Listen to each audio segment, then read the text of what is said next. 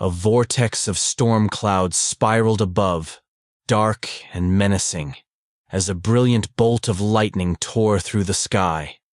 The bolt glowed with a bluish-white intensity, crackling with raw power.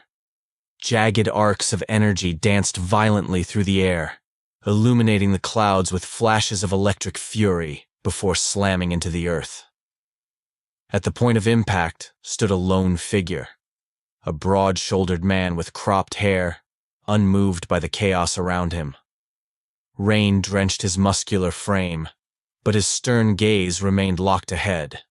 The cracked earth beneath his feet and the shock waves pulsing from his stance made it clear.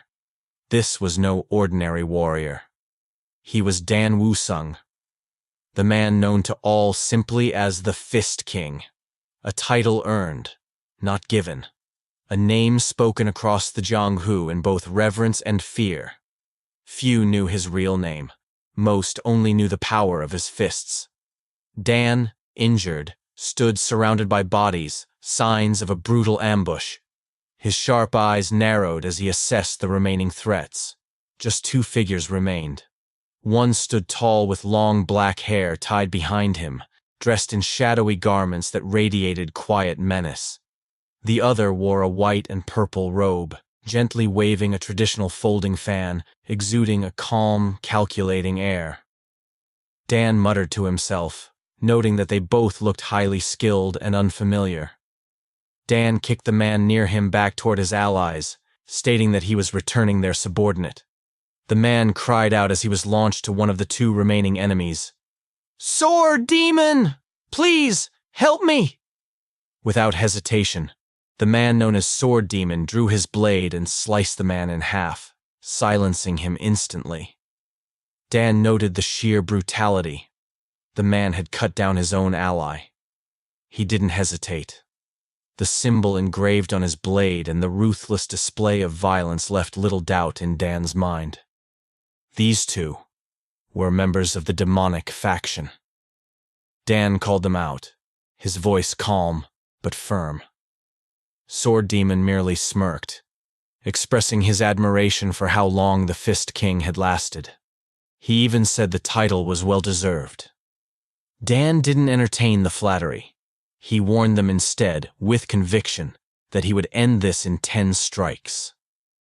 Sword Demon laughed at the arrogance and rushed forward to meet him in battle. As the wind howled around them, Dan raised his lightning-wreathed hand and launched into the fight. The storm above seemed to echo each of his strikes. 1, 2, 3. With each number, a blow landed. Sword Demon reeled under the barrage, but something was off. By the 9th blow, Dan paused. Something felt wrong. His fists were powerful, yet every strike missed the enemy's most vulnerable points. He realized that some unseen force was restraining him. His senses honed in on the distant cliffs. There, standing above the battlefield, was the other man. The one with the fan. Surrounded by glowing violet energy, he watched calmly, his posture betraying a quiet confidence. Dan gritted his teeth. That man was interfering, somehow. Before Dan could react further, Sword Demon took advantage of the distraction. He hurled his blade forward. The sword pierced Dan's body, making him spew blood on his mouth. Sword Demon declared that the era of the Fist King was over. But Dan didn't fall. With the sword still embedded in his body, he forced himself forward, breaking through the mystical restraint and landing a crushing punch on Sword Demon's face. But it only grazed the Sword Demon on his face. A cut opened on his cheek, but instead of despair, the man only laughed. "You really are good at fighting, Fist King," he admitted with twisted admiration. The man with the fan descended from the cliff and commented on how close that had been. Sword Demon responded sarcastically, blaming the fan wielder for the lapse in restraint. Approaching Dan again, Sword Demon tried to deliver one last mocking remark. But before he could finish, Dan's fist struck once more, his 10th blow. Blood spewed from Sword Demon's mouth as he collapsed. Dan, now gravely injured, whispered his final thoughts. His strength was gone. He had fulfilled his promise. 10 strikes. But still, he wished for just one more. With that, Dan Wusung, the Fist King, collapsed and died at the hands of the demonic faction. Elsewhere, lightning erupted once more. In a remote location known as the Juhua Mountains Safe House, a blast of electric blue energy surged from the earth. A figure inside a nearby building, clad in yellow robes, looked up in alarm. The shock had not gone unnoticed. Inside, a young woman rushed to the side of a man awakening in bed. She called out anxiously, asking if he was all right. Dan Wusung opened his eyes, disoriented. He glanced around the room, confusion in his gaze. He muttered, "Where am I? Did someone treat me?" He sat up, murmuring to himself. There were no wounds. None of the injuries from the battle remained. Unsure if someone had treated him, the young woman offered him water, addressed him as First Young Master, confused. That wasn't a title he recognized. As he glanced into a nearby mirror, Dan's expression darkened. Startled, he spat the water across the room. "Who put a mask on my face?" he muttered. But as he touched his skin, there were no seams, no edges. This wasn't a mask. It was his face. Panicked, the attendant fled, promising to fetch the physician. Dan slapped his face in disbelief.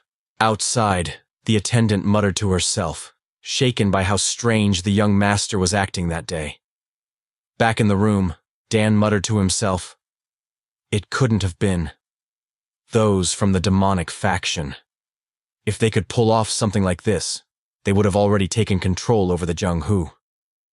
Dan began to ask himself a question. Then who is this person? Forcing himself out of bed, he staggered across the room like a newborn fawn. Weak, untrained, useless. On the table, he spotted some documents labeled Unha Merchant Group. That name sounded vaguely familiar. It was a large trading house near Juhua Mountain, one even he had heard of despite never dealing with merchants. The letters were addressed to someone named Lee Jin-eon, the eldest son.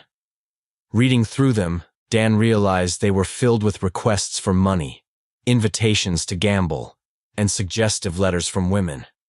This body's owner was a complete loser. His thoughts churned.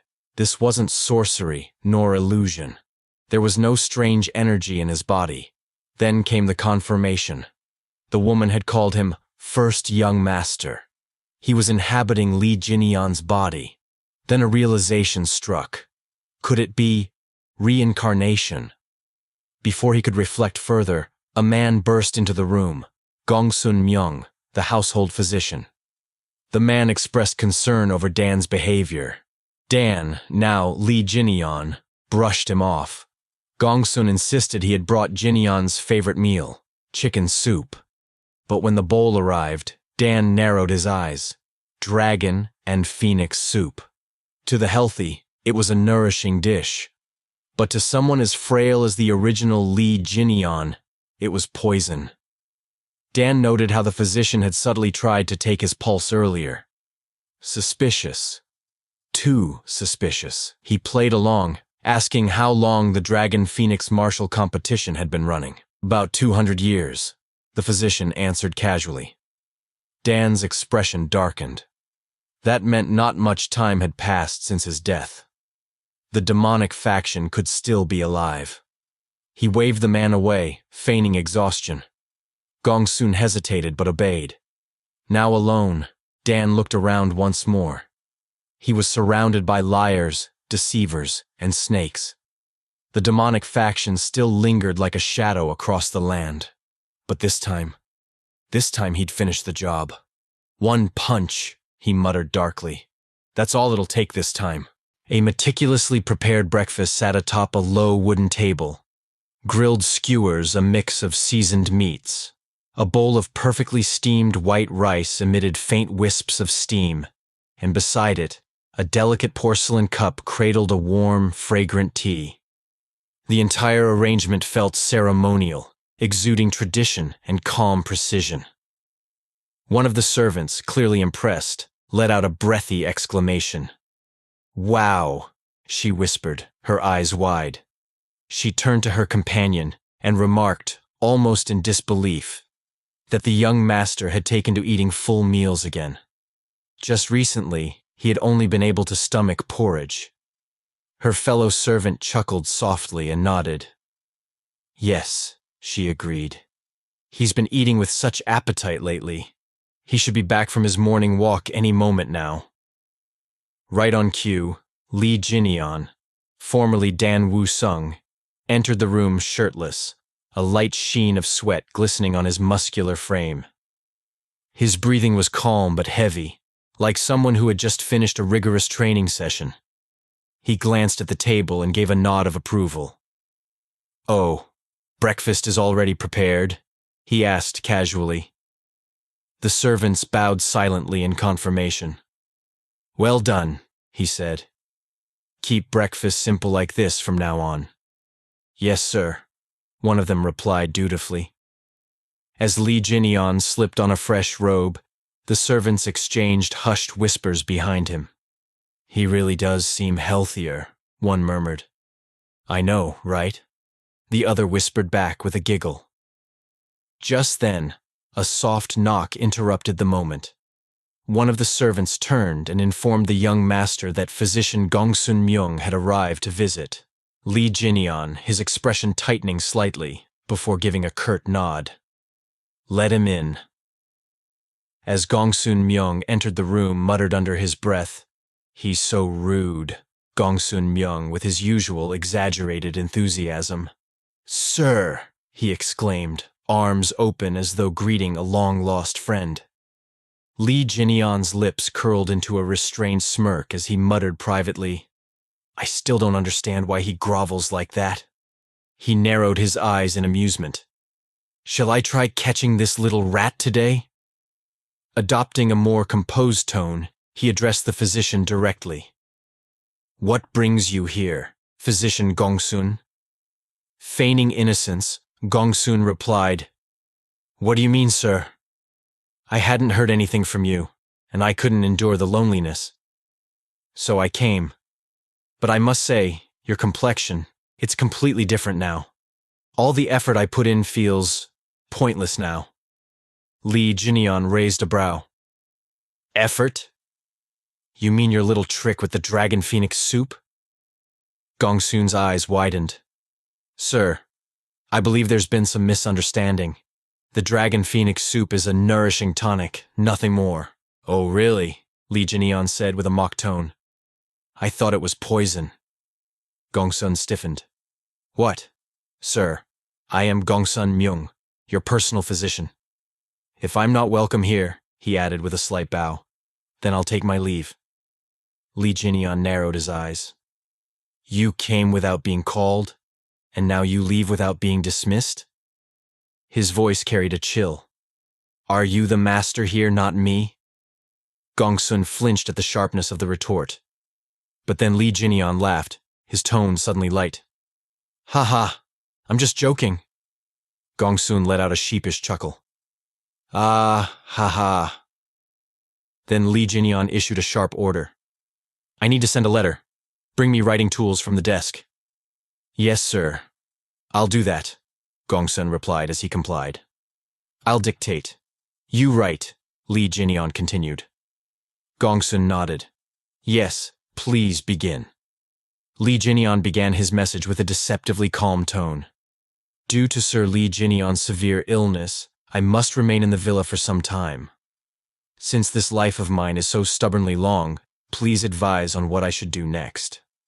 As the words sank in, Gongsun froze. His expression darkened. "What's wrong?" Lee Jinian asked coldly. "Why aren't you writing it down?" Gongsun struggled for words.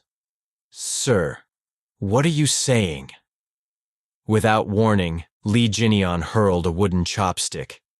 It shot past Gongsun's face and embedded itself in the wall behind him, mere inches from his throat. "Hey, old man," Lee Jinian said, his tone now devoid of humor. I'm not the Lee Jinion of the past anymore. Gongsun leans back, clearly shaken. Sir, what on earth do you mean? Lee Jinion calmly, but his words carried weight. First, about that dragon phoenix soup. To a healthy man, sure, it's a tonic. But to someone as ill as me, it's poison. And you, as a physician, know that well. Did you really think I wouldn't notice you checking my pulse secretly when I didn't die? His voice dropped. And most importantly, you couldn't even hide your intent to kill me. Gongsun's mask of civility finally cracked. His eyes narrowed. Lee Jinian remained seated, his posture casual yet unyielding. You're clearly not acting alone. Write down the name of the one who gave you orders. Gongsun looked away. Why are you doing this, sir? How could you suspect a kind man like me? He let out a breath. Sigh. Gongsun's demeanor changed. His voice turned cold. Even a scoundrel like you has a conscience, huh? Lee Jinian responds. You finally show your true colors. Gongsun, he sneered. I was trying to let you pass with dignity. How foolish. Now there's no other way. If I have to, I'll kill all the servants and silence them. Gongsun muttered. His hand reached for a hidden weapon beneath his clothes, but he wasn't fast enough. In one clean, brutal motion, Lee Jinian struck his head, ending the treachery with a single blow. Don't get distracted while I'm talking, he muttered, standing over the corpse. Continuing his meal, Lee Jinian grimaced. To think I'm in this much pain. What a pitiful body this is. He looked down at Gongsun's lifeless form. I need to recover my strength quickly, he whispered to himself. Once I do, it won't matter if the mastermind is the entire Yonha merchant group. When I return to the group, I'll dig deeper into Gongsun Myung's connections. Suddenly, a sharp pain pierced his skull. He clutched his head as memories surged forth. Not his own, but those of the original Lee Jin-eon. The flood of images brought clarity and sorrow. So that's what it was, he murmured, tears falling. Lee Jin-eon, the firstborn of the influential Yunha merchant group, had not been gifted. Neither as intelligent as his second brother, nor as strong as the third. He was simply lacking.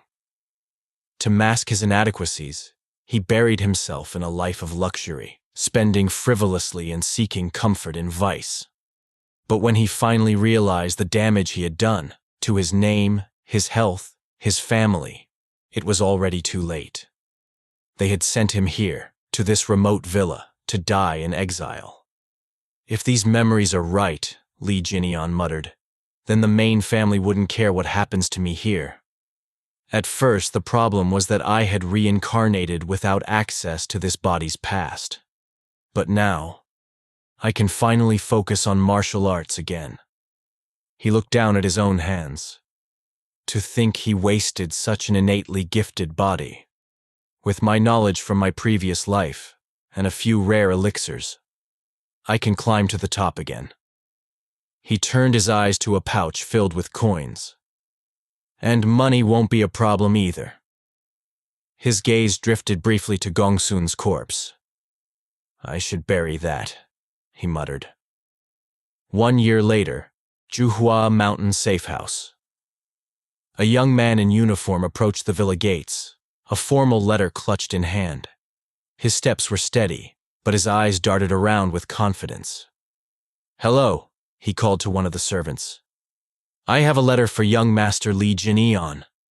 Where can I find him? The servant replied casually. Oh, he's right over there. The man, Mok In Siop, part of the Yunha merchant group's personal guard squad, turned to follow her gaze. And when he saw the figure beyond the courtyard, his breath caught in his throat. That's... he stammered.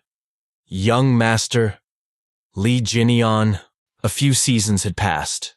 In that time, Lee Jin-eon's energy core had manifested. He had carved into his body the martial techniques essential for survival, the enlightened mobility art, the enlightened body art, and the rapid stride.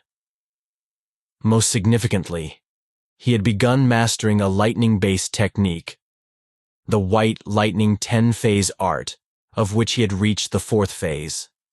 Everything had progressed smoothly. Seated cross-legged in a lotus position, Jinyan concentrated deeply.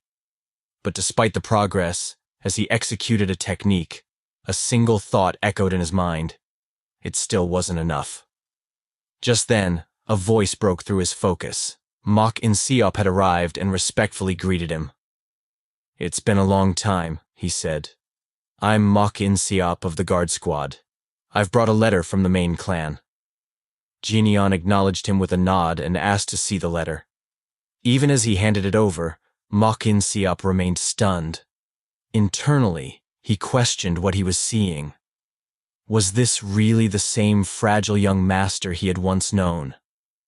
Jinyan looked nothing like the frail figure from before. As Jinyan accepted the letter, he muttered with slight irritation that his arm was about to fall off. The contents of the letter were brief, yet heavy.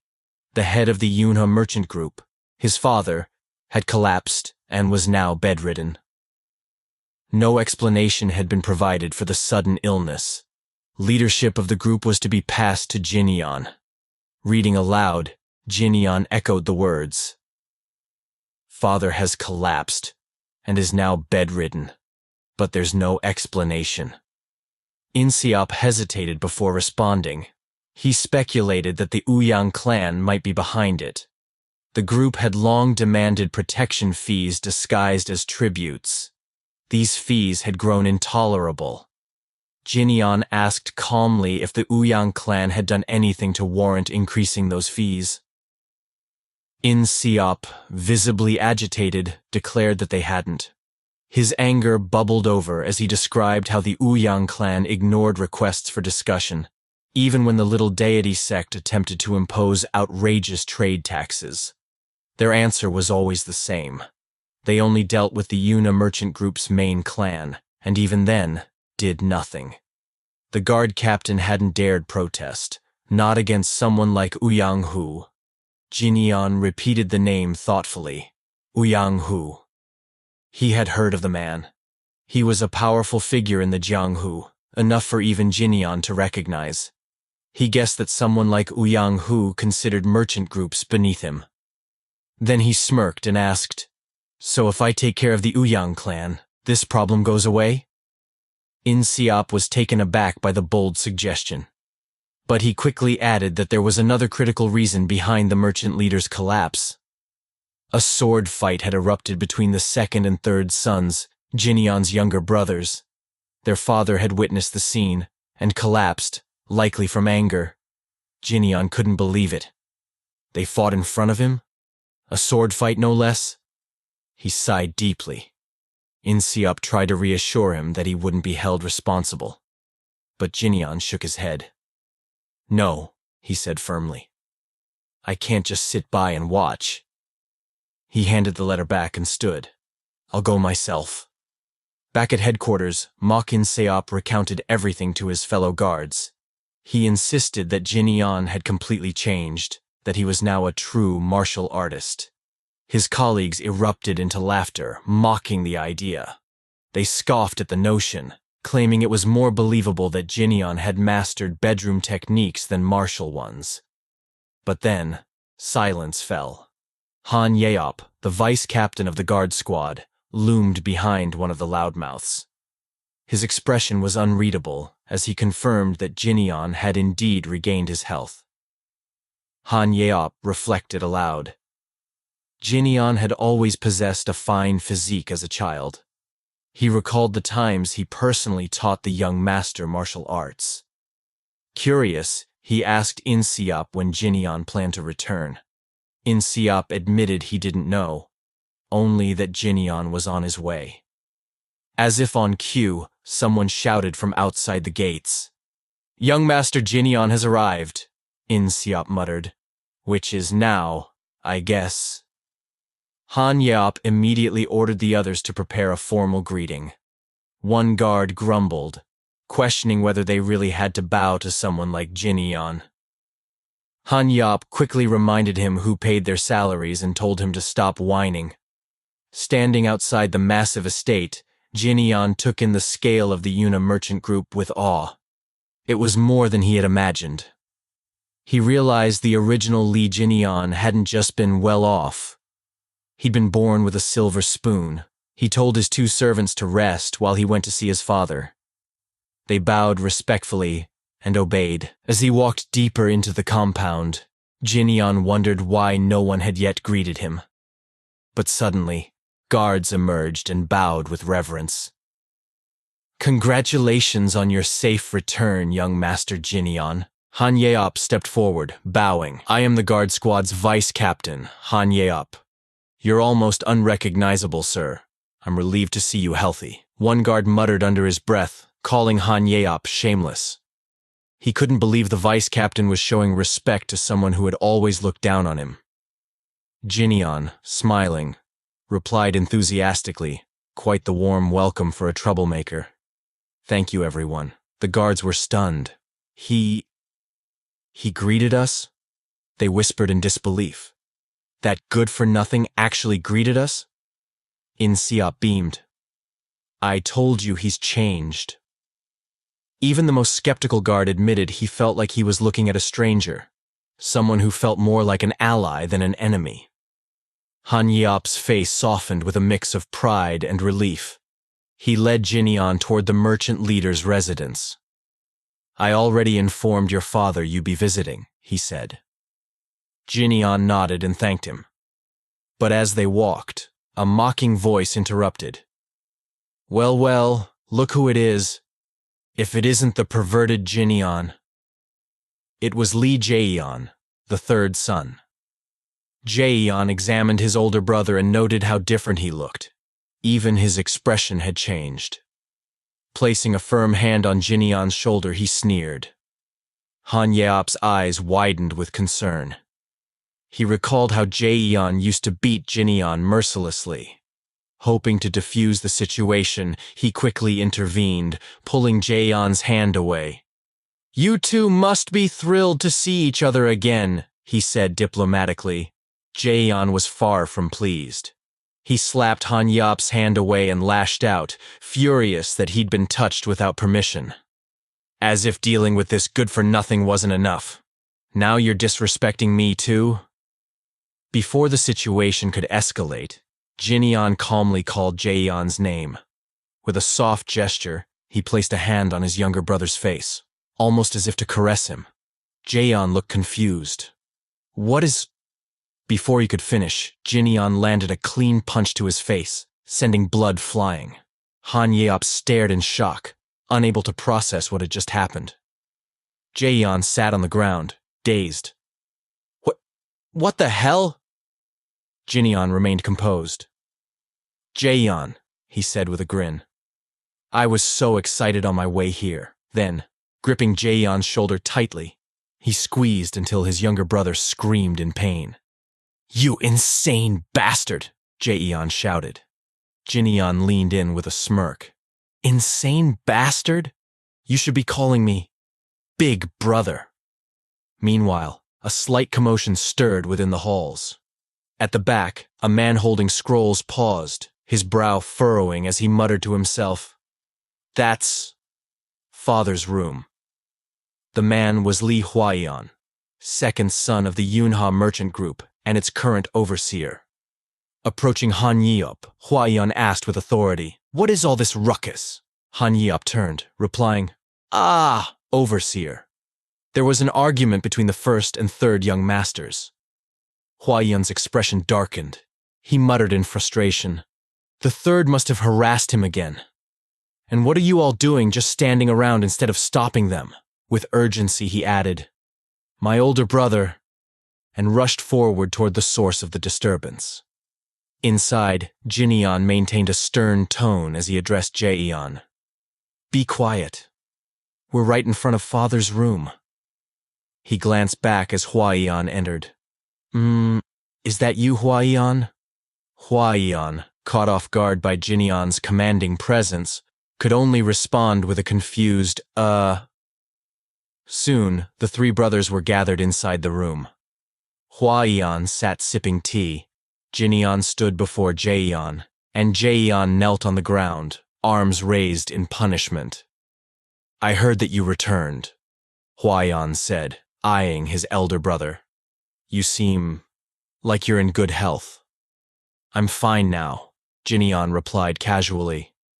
He then noticed an injury on Huaiyan's hand and asked, "Did the third do that to you?" "Ah, it's not serious," Huaiyan began. But before he could finish, Jinyan delivered a sharp slap to Jaeyan's face. "You shouldn't wield a sword against your older brother," Jinyan said coldly. "Unless you wanna—" Jaeyan, stunned, quickly responded, "Okay." When Jinyan raised an eyebrow, Jaeyan stammered, I understand." As he processed what had just happened, Jaeyan muttered under his breath, still in disbelief, "Li Jinyan beat me up. He used to be so weak." Huaiyan, equally astonished, murmured, "He really humbled Jaeyan." He remembered how Jinyan could barely avoid a beating in the past. With curiosity, Huaiyan asked, "Did something happen at the safe house? You seem like a completely different person." "Is that so?" Jinyan responded with a slight smirk. "You've got a good eye."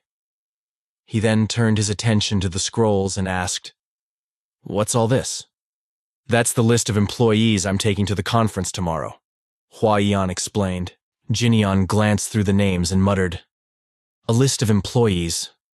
I was curious who recommended Gongsun Myung, but I guess that's not needed anymore." As his gaze narrowed, he added, "The person who brought in all these people, from the vice guard squad leader to the front gate guards, it's Ouyang Hu."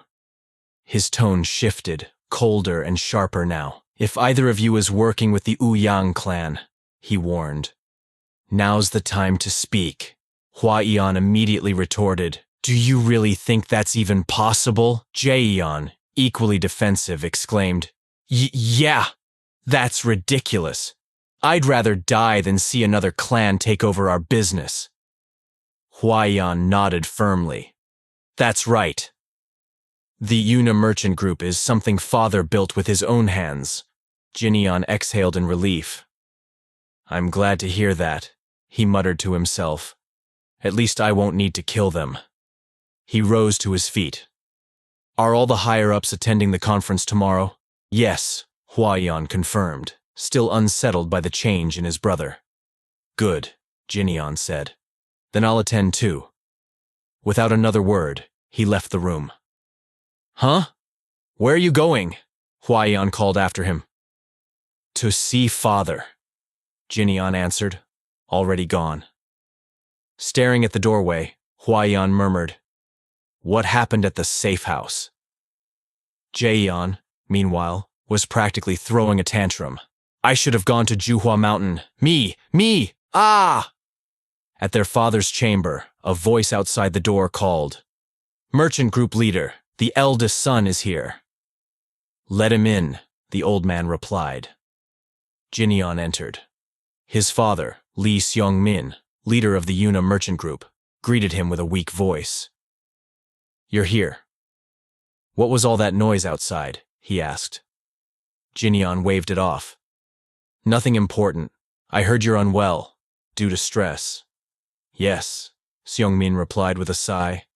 "I've always been under stress, but now this old body just can't handle it anymore." He reached out and gently touched Jinyan's face. "You've changed a lot. For the better," he said with a soft smile. "Your face looks different. Are you really Jinyan?" Jinyan simply nodded. "Yes." Internally, however, he was caught in his own thoughts. Strange.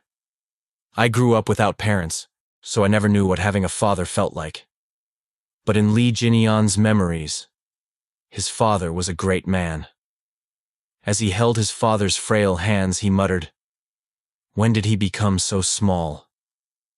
Out loud, he promised, "Father, don't worry. We just need to eliminate the cause of your stress. I'll handle that, so please, don't worry. Eliminate? The old man asked, concerned. Ah. Jinyon forced a smile. It's nothing.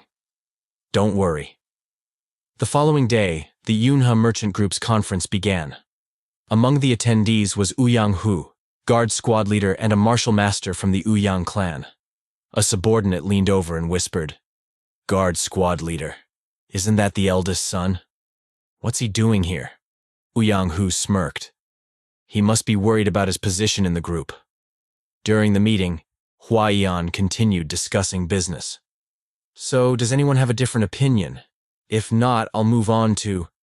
I do, Ouyang interrupted confidently. I heard the first young master still doesn't have a guard, despite returning. I'd like to make a recommendation. Murmurs spread through the room. One man whispered, Half the group's already under the Ouyang clan. Another replied, Hey, only to have his teacup swatted away by Ouyang Hu. Oops, my hand slipped, Ouyang said mockingly. My bad. Anyone have anything to say about my suggestion? When the room remained silent, he sneered. Thought so. Jinyon stood up. I do. I have complaints. As he stepped forward, all eyes turned to him. I'd like to make a suggestion too, he said, his tone sharpening. A suggestion. To fire the guard squad leader, Ouyang Hu. Gasps filled the room. The Yunha members were stunned. The Ouyang representatives burst into laughter. One man chuckled. Goodness, what a joke. Another added, Doesn't he know how much the squad leader's done for the group's security? Fire me? Ouyang Hu laughed loudly. You must have forgotten how things work after lying bedridden so long. That's not something you get a say in. Jinyon's expression hardened. Is that so? Without warning, he punched the floor, sending a ripple of force that silenced the room. You must have forgotten. Just because you've gained some influence, Jinyon said coldly. Ouyang's confident smirk vanished. But let me remind you. Jinyon's voice cut like a blade. The Yuna Merchant Group belongs to me. Before the assembly, Li Huaiyan glanced nervously at Li Jinyon and asked why he was present. Are you really planning to dismiss Guard Captain Ouyang Hu? That's why you came? Honestly, we're just a merchant group. It's above our pay grade to confront someone like him. Jinyon fixed Huaiyan with a steady gaze. Huaiyan, do you realize what happens when a martial artist from the Jianghu is underestimated? The ignorant ones get devoured. Look at our merchant group. It's being eaten alive right now. Inwardly, Huaiyan thought. He's right. When did the Ouyang clan grow so powerful here? Jinyon placed a reassuring hand on his shoulder and smiled. But don't worry, I, your older brother, will handle it. Han Yup murmured skeptically. Handle it. Like that, brother. Ouyang's subordinate rushes forward drew their sword. Ouyang shouted, Young Master Jinyon, what madness is this? Ouyang Hu hissed to himself. That troublemaker, has he lost his mind? Captain Han Yup quickly intervened. Insolent! How dare you brandish a sword at young Master Jinyon? Step back at once. Jinyon's expression darkened. You're right. That was truly insolent. Drawing a sword on your employer? You young punks really have a death wish. Since I feel a little sorry for Ouyang, maybe I'll consider this compensation. Ouyang scowled. Feel sorry? Jinyon continued, stepping closer. You ruined his retirement plans. You had Gongsun Myung try to assassinate me while I was recovering, and you provoked a feud between my second and third brothers. Blood between siblings makes your work easier, and thanks to you, father collapsed. Had you manipulated one of my brothers, you could have taken over the Yunha Merchant Group without lifting a finger. Ouyang sneered loudly. Ha! Young Master Jin-sun, that's pure delusion. Jinyon rested a calm hand on Ouyang's shoulder. But then, Gongsun Myung, who was supposed to kill me, died by my hand instead. Ouyang's face turned grim. Gongsun Myung died at your hand? Jinyeon turned away casually. Don't be too sad. I sent him off with a single strike. If you wanted to consume a major merchant group, you should have tried harder. Oh, and I'll be filing claims for all the damage you caused. Ouyang shook with rage. You arrogant brat! Jinyeon glanced back over his shoulder. Got you. As Ouyang lunged, Jinyeon readied himself.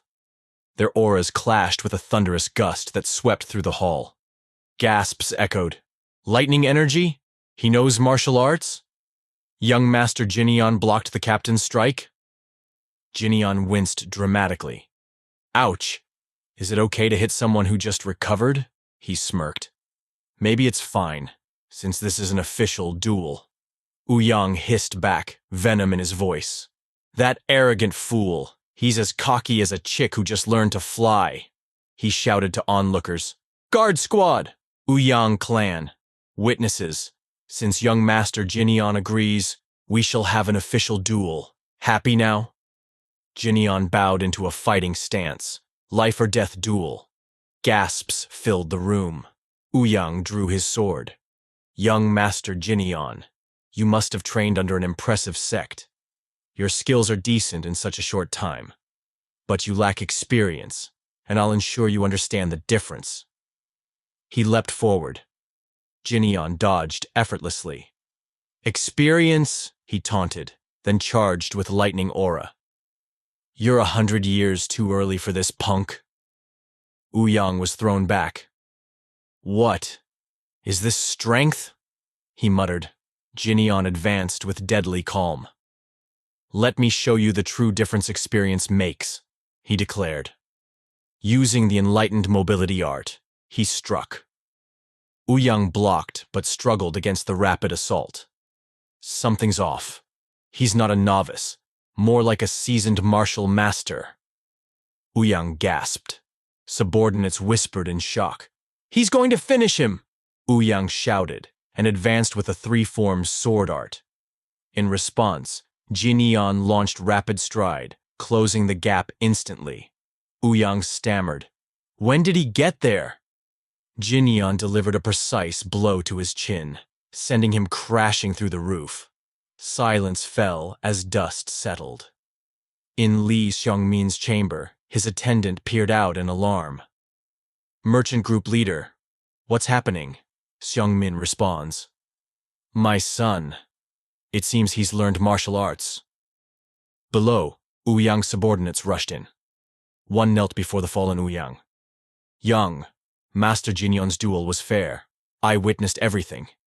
However, from now on, if the Ouyang clan continues to demand revenge through duels, the Yunhei merchant group will have no way to avoid those. Jinyeon's voice cut in. That's fine. I never expected to escape grudges. If kindness is shown, I'll repay it. If hatred, I'll return it tenfold. And if anyone objects, the consequences are mine alone, not the Yunhei merchant group's. Huaiyan cried out, Brother, that's reckless. But Jinyeon stood resolute. The Yunhei merchant group is mine, and father's. It belongs to the guard squad who welcomed me this morning, and to the stable hands who take joy in simply watching me eat. We refuse to be toyed with by scum like you. If you understand, get lost. You're all dismissed. Han Yeop, Mok In Seop, and the servants beamed with pride. The Ouyang subordinates seethed in defeat. One muttered as they departed. Well then, good luck. Onlookers cheered. Mok In Seop nearly jumped until a guard hushed him. Quiet. Don't celebrate. Be ashamed we let it come to this. But In Seop just smiled. Jinyeon called for Huaiyan. Chief Administrator. Yes, sir?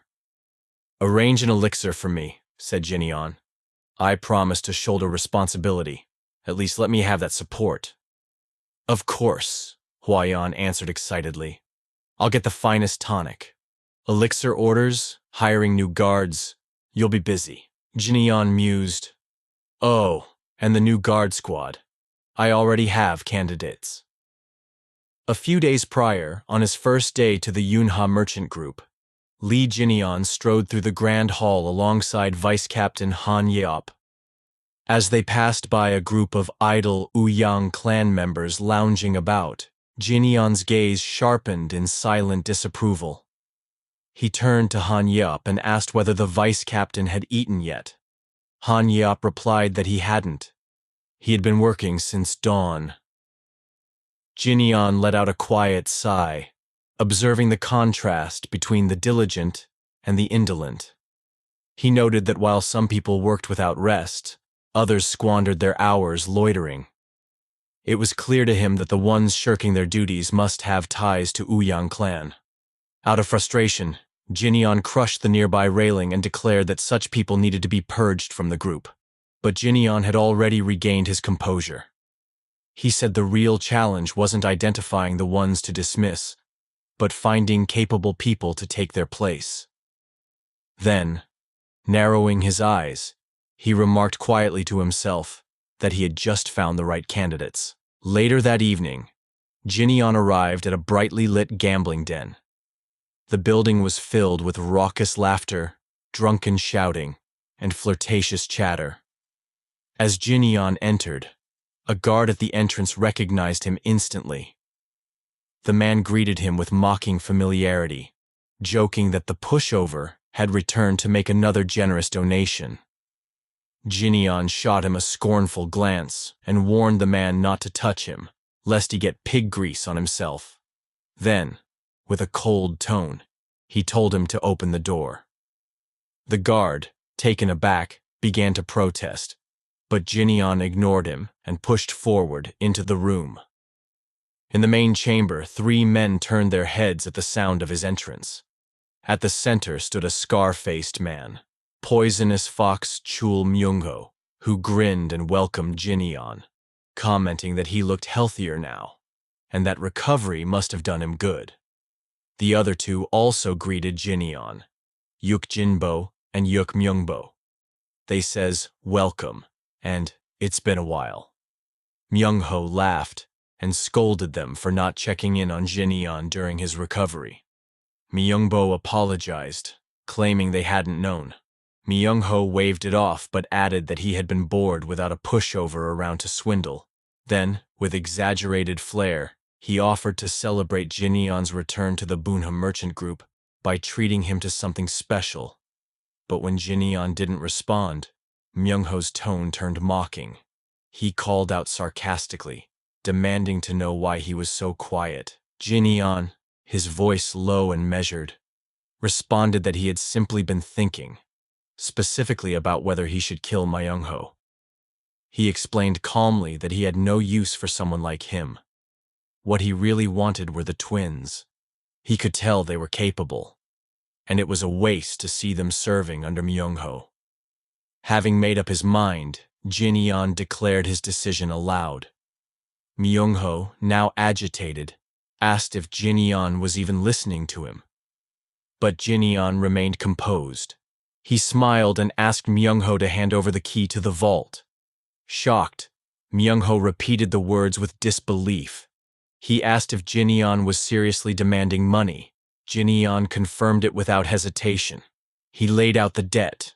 Thousands of nyang he had been forced to invest into the gambling den, interest, extortion, and the cost of medical treatment after being beaten.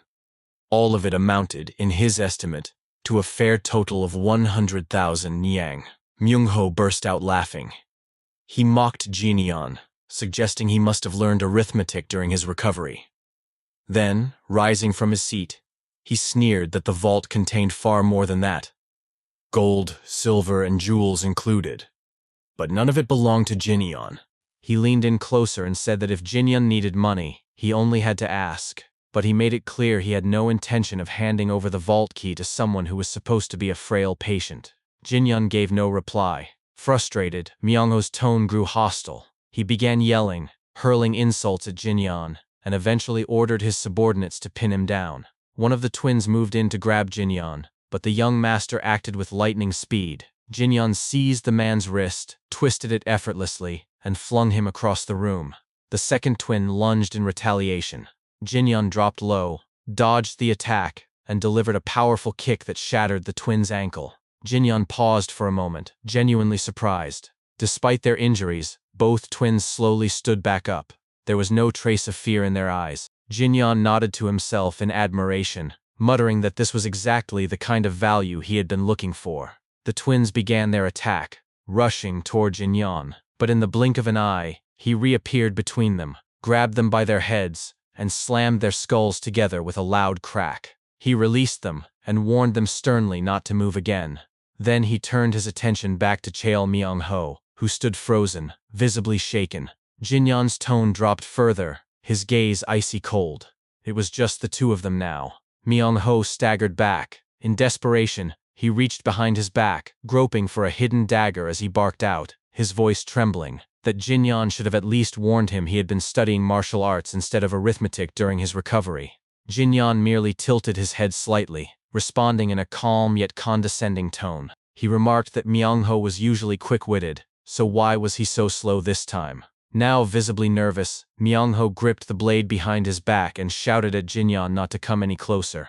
He tried to shift the mood, suggesting they talk it out, but his panic only deepened. He cursed under his breath, muttering that there was no need to be afraid. After Ed, Jinyon had always been a pushover. With a sudden burst of aggression, Myung-ho charged forward, declaring that the first strike wins. But Jinyon acted faster. He kicked a table up to intercept the blow, punched clean through the wooden surface, and seized Myung-ho by the head. With a cold smirk he countered, stating that the counter-strike wins, then drove a lightning-fast strike into Myung-ho's skull. Myung-ho screamed in pain. Outside, the guard from earlier muttered that someone was probably going to die tonight. Jinyon let Myung-ho drop to the ground, telling him to snap out of it. Myung-ho laughed bitterly, his breathing ragged. He said he was conscious and asked what Jinyon wanted now. But his expression darkened as he began to wonder what Jinyon had actually been doing during his so-called recovery. Was it training? Was all of this for revenge? He insisted he hadn't been that cruel to Jinyon, had he? Panic set in as he scrambled upright, suddenly offering alternatives. He asked if Jinyon wanted something else instead of the vault key, anything at all. He insisted they had been friends since childhood and tried to guilt Jinyon by invoking their past. Jinyon paused, then agreed.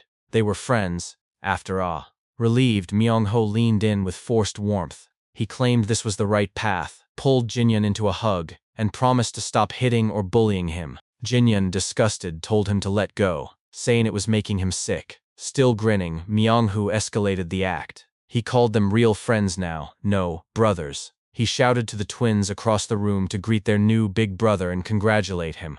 Jinbo reluctantly congratulated Jinyon for getting strong. Myungbo followed with a quiet congrats. Reached the exchange, Myung-ho's smile twitched. Inwardly, he sneered at the idea of friendship or brotherhood. To him, Jinyon was nothing more than a bootlicker, a tail-wagging coward. Once he got out of this situation, he planned to take the twins and flee with them. He could easily settle into a new scam somewhere else. Jinyon then addressed the twins directly, asking if they were truly okay with this. When he called someone his sworn brother, it was for life. Were they ready? The twins hesitated, glancing at Myung-ho for a cue. Trying to keep the charade alive, Myung-ho told them not to look at him like that. They were sworn brothers now. That seemed to be enough. The twins responded that from now on, they would serve Jinyon as their big brother. Myung-ho tried to regain some energy and cheered, but Jinyon suddenly changed his tone. With eerie calm, he said that now that they were brothers, they had to decide who the biggest brother was. He told the twins to step outside. He and Myung-ho would settle it and let them know afterward. Myung-ho's face turned pale as he stammered, trying to delay the moment, but the twins obeyed and left the room, leaving only Jinyon and Myung-ho. Jinyon stared at him and asked why he was hesitating. He urged him to hurry up and decide. Internally, Myung-ho panicked. He had no idea what Jinyon was after. But Jinyon kept speaking, shaking his head in disappointment. He told Myung-ho that exploiting loyal men like the twins was no way to live. From now on, he said, he would raise them right. He smiled brightly, unnervingly. Myung-ho slumped in defeat, muttering that Jinyon might as well take the money too. Jinyon had already beaten him and now was taking the twins. Wasn't that the same as telling him to go die somewhere? He screamed in despair, begging to be killed. Jinyan narrowed his eyes and agreed. Without hesitation, he kicked Myung-ho in the chin and sent him flying. He declared mockingly, "You've worked hard, friend," before unleashing a flurry of brutal blows. Staggered and stunned, Myung-ho could barely process the assault. He thought to himself, "Wait, he's actually going to kill me. I'm really going to die." With last gasp, he raised his trembling hand and choked out his surrender. He would give Jinyan the key. Jinyan, unimpressed, leaned closer and asked if that was really how someone begging for their life should sound. Through gritted teeth, Myung-ho tried to stay sarcastic. He asked if he should start talking politely since they were friends. Jinyan's response was to grab him and hurl him across the room. Myung-ho muttered to himself in disgust, noting how insane Jinyan must be to still joke around like that. The twins rushed to his side, asking if he had really lost. With shame burning in his chest, he admitted he had. He instructed them to follow Jinyan from now on, that he was their big brother from this point forward. He could barely keep from crying. Jinbo gave him a respectful nod, but deep down Myung-ho knew the twins would have a better life in the Unha merchant group than rotting in this cesspit of a gambling den. One of the twins quietly acknowledged that. The other thanked him for everything. Seeing their sincerity, Myung-ho raised his head and blinked in disbelief. Then he muttered bitterly under his breath, calling them ungrateful bald bastards. Some time later, as he trudged out of the building, he was still cursing. He said the elders were right. You should never take in creatures with black hair. As he passed through the gambling hall, whispers followed him. Isn't that walking corpse Cheo Myung-ho? Where are the twins who used to follow him? If they're gone, maybe we can finally beat him. With the twins gone, gamblers began circling him like vultures. He sighed and muttered that the rats were finally crawling out of the woodwork. He raised his voice, reminding them who he was, the venomous fox. If they had the guts, they should come at him. One thug called him a dead man walking and shouted for the crowd to kill him. Weapons were drawn. Myung-ho braced himself, muttering bitterly that this really might be the end. He cursed Jinyan last time, saying he should have taken it easier on him. But before the mob could strike, Jinyan intervened. With what devastating blow he cleared the room. Jinyan sneered at the gamblers, pointing out how none of them dared look at Myung-ho before, but now they swarmed because he was weak. He told them to come back when Myung-ho wasn't half dead, if they had any class at all. Instead of gratitude, Myung-ho grumbled that Jinyan was acting too cool for his own good. He limped away, muttering that the world really was messed up. As Jinyan and the twins exited the den, one of them spoke up and thanked him for helping. The other echoed it. Jinyan didn't respond at first. He simply stared ahead and muttered that anyone who had visited this den likely wondered the same thing. Why the twins followed Cheo Myung-ho. Some said they were bought and sold like slaves. Others believed they feared him. Even Jinyan had thought that once, but now he knew the truth. They were neither slaves nor cowards. He smiled softly and muttered that even in his second life, understand people's true hearts was never easy. Far in the distance, a figure watched them go. The man squinted, shocked, and whispered to himself, "No way, that's really Jinyan." A few days had passed since Jinyan's return to the Yuna merchant group. Jaeyeon was already losing his mind. There hadn't been a single quiet day since that guy came back. Just the other day, Jinyan had randomly returned with a mountain of cash. Then, without warning, he dragged two giant men into the compound like they were lost puppies. Jaeyeon grumbled, saying he didn't like him, not one bit. And just as he was ranting, he stopped in his tracks. What the hell was that? A large carriage rolled into the compound. Hwa-eon calmly told the workers to be careful with it, warning them that it was carrying something important. Jaeyeon, curious and wide-eyed, rushed over. He demanded to know what it was, and the moment he got a good look at it, he nearly fainted. That was 100-year tuber fleece flower, the kind people lined up for before sunrise. He asked if it was really that rare item. Before Hwa-eon could answer, a calm but commanding voice cut through. Their father said he had ordered it. Jaeyeon stammered. "Father?" Hwa-eon turned toward the old man, worried. He told him it was still too early for him to be outside, but their father insisted he felt much better now. Jaeyeon's mind raced. Why would father go this far? Li Jinian had only asked for one elixir. If he bought so many, then that could only mean… Jaeyeon lit up. He was sure there was one for him too. He turned to his father with hope in his voice. But father shut it down. Every single elixir was for Jinian. Jaeyeon's jaw dropped. All of them? Father calmly explained. One elixir alone wouldn't be enough to change their family's fate. Compared to the money they'd already wasted on the Ouyang clan and the little deity sect, this wasn't excessive. He had written to all their branch leaders, longtime allies, and top merchants. He told them they were in crisis. If the merchant group fell, they would all lose money, so they'd take it seriously. Father said making Ouyang Hu the guard squad captain had been his decision, so it was only right that he take responsibility. Han Yap nodded. He said it was a wise move, that Jinian would surely become a great martial artist. Hua Yan agreed, adding that Jinian was amazing. Their father thanked them both and said he truly appreciated their support. Han Yap assured him he would give everything he had. But Jaeyeon was still sulking. Father cut him off. He said this was perfect timing. The perfect opportunity to use every bit of wealth he'd earned in his life. Jaeyeon panicked. What about him? Where was his elixir? Father turned to him slowly and asked, did he even need one? Later at the training ground, Jaeyeon trains out of frustration. Everywhere he went, it was Jinian this, Jinian that. Why didn't he get an elixir? Was everyone just ignoring him now? He cursed under his breath, wondering what kind of damn miracle Jinian had stumbled into. Then, from the distance, he heard heavy footsteps. Jinian ran past him, with a fucking boulder strapped to his back. Jaeyeon jumped back, confused. He asked what the hell that was supposed to be. Jinian answered that he was just out for a walk. Jaeyeon scoffed. A walk? With a fucking boulder? Now the guy who was born lucky was suddenly putting in effort? Jaeyeon collapsed on the ground with his wooden sword, muttering to himself. He tried to mimic the battle he had seen between Jinian and Ouyang Hu. He acted it out like some kind of scene. He imagined the moment Ouyang Hu slashed down and Jinian dashed forward and smashed him in the jaw.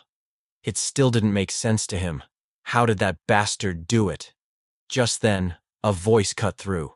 Jinian had circled back. He asked who Jaeyeon was calling a beastard. Jaeyeon freaked out. He stuttered, saying he was just talking to himself. Jinian said if he was going to analyze movements, he should do it right, then handed over the wooden sword. He even complimented Jaeyeon, saying his recreation of Ouyang's sword form was pretty solid. Jaeyeon froze. So Jinian had been watching. He followed Jinian's instructions, replaying the move. Jinian added that Ouyang Hu stabbed sloppily. Jaeyeon growled, insulted. He yelled that Jinian had a real sharp tongue. Before he could say more, Jinian lunged. Jaeyeon barely blocked it. Jinian said that after breaking the feint, he had closed the gap. Jaeyeon's thoughts spiraled. What was this lunatic doing? Jinian moved behind him in a blur. He tried to kick again, but Jaeyeon dodged just in time. Jinian added that once a fighter is cornered, they reveal their hidden trump card. Just as Jaeyeon turned, Jinian was already there, fist raised. The strike stopped just short of his chin. Jaeyeon trembled. That could have killed him. Jinian casually explained that stabbing was less accurate than slashing. He said the sword art Ouyang Hu used was meant to kill in one hit, and if someone could move fast enough in that brief moment, the outcome was already decided. In his mind, Jinian thought back. If it had been him in his past life, someone like Ouyang Hu wouldn't have even gotten to draw his sword, but his current body wasn't even a quarter of what it used to be. He told himself he had no right to be proud. There were fighters he couldn't beat, even as the Fist King. This wasn't enough. He needed to become stronger. Way stronger. A servant arrived. She announced that Jinyeon had a guest waiting. Jinyeon nodded. He said he'd be there soon, then casually flicked Jaeyeon's forehead. Jaeyeon yelped in pain. He asked why the hell Jinyeon hit him. Jinyeon smirked and said it was because he was a damn bastard. Somewhere else, a group of guys were arguing. One of them said it was nonsense. There was no way Jinyeon knew martial arts. Wasn't that the guy who spent all day chasing girls? Another guy, Gu-ung, insisted it was real. He had seen it himself. One night, drunk, he stumbled past Chul Myung-ho's gambling den. He remembered hearing a voice. It was Jinyeon's, but when he turned around, Jinyeon had vanished. Back in the present, the others still didn't believe him. That's why they had all come here, to see it for themselves. They barged into Jinyeon's room without knocking. What they saw left them stunned.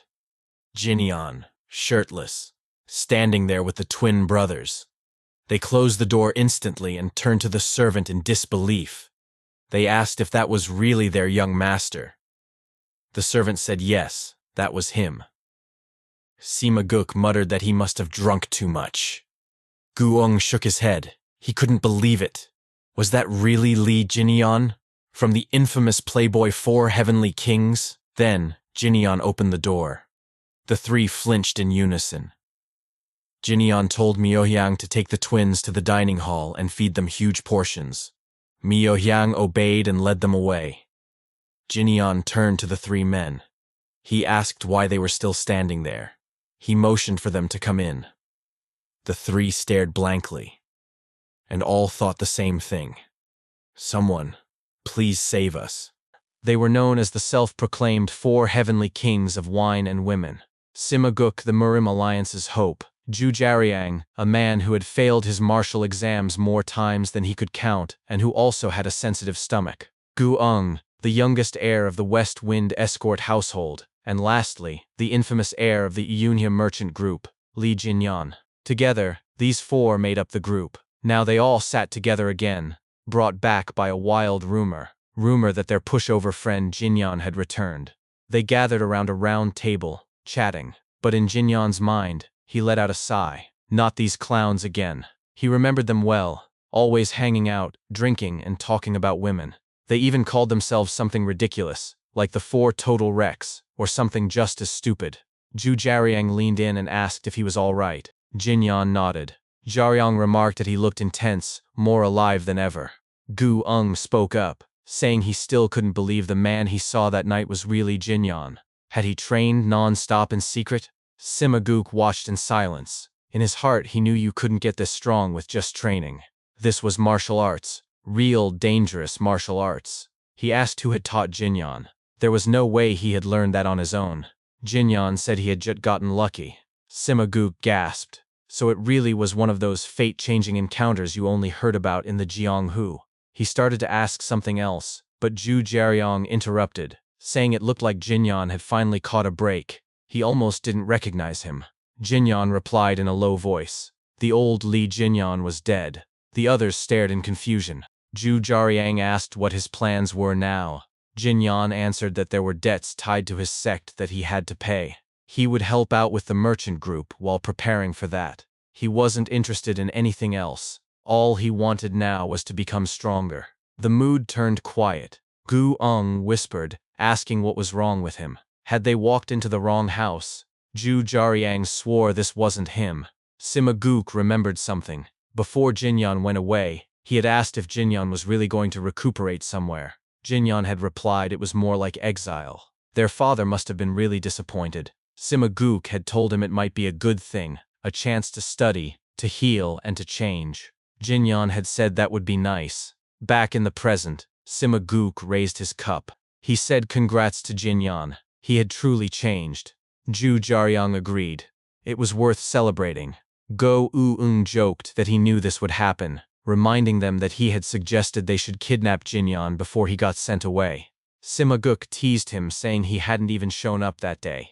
Gu-ung yelled that he had been busy. Sima-guk rolled his eyes, say, busy taking a dump maybe. Gu-ung snapped back, ready to argue. Jinyan smiled faintly. Even he had real friends after all. Then he asked the others. He had changed, but what about them? There was a pause. Sima Guk shrugged. Who knew? Ju Jaryang answered with a grin. If they were the type to change easily, they wouldn't be themselves. Jinyan sighed and told them to stop talking about it. In Ju Jaryang's mind, a thought stayed. They all used to think they were stuck in a well, but one of them had already climbed out and seen the world. Time passed. Ju Jaryang said he had fun. He told Jinyan to call if he ever needed help, and to train hard so he wouldn't get beat up out there. Sima Guk congratulated him again. Then they left, walking through the streets at night. Gu Ung said it was weird. Biggest screw-up among them had returned as a grown man. It almost felt like youth was over. Sima Guk admitted he felt unusually lonely tonight. Let's go. Ju Jaryang asked, where to? A brothel? Sima Guk yelled back, home, you idiot. Go study. You failed your exam again, didn't you?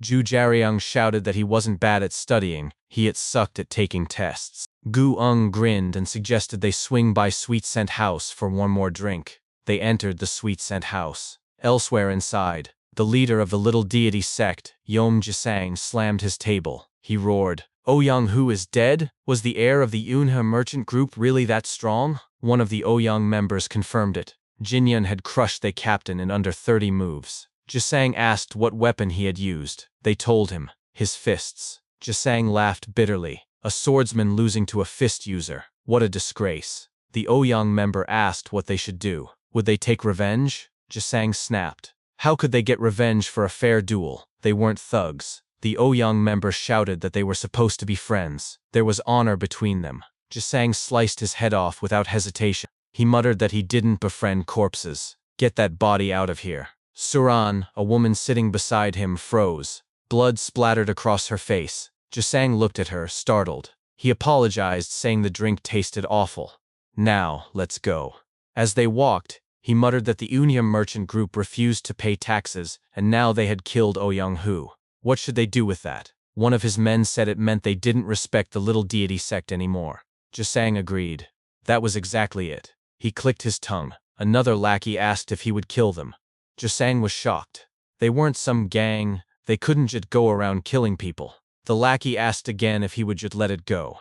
Just then, the trio, Gu Ung, Ju Jaryang, and Sima Guk, walked into the establishment. They passed right by the little deity sect members.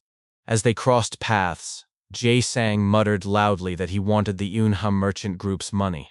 Sima Guk heard it and paused. The Yunhe merchant group, Jae Sang went on.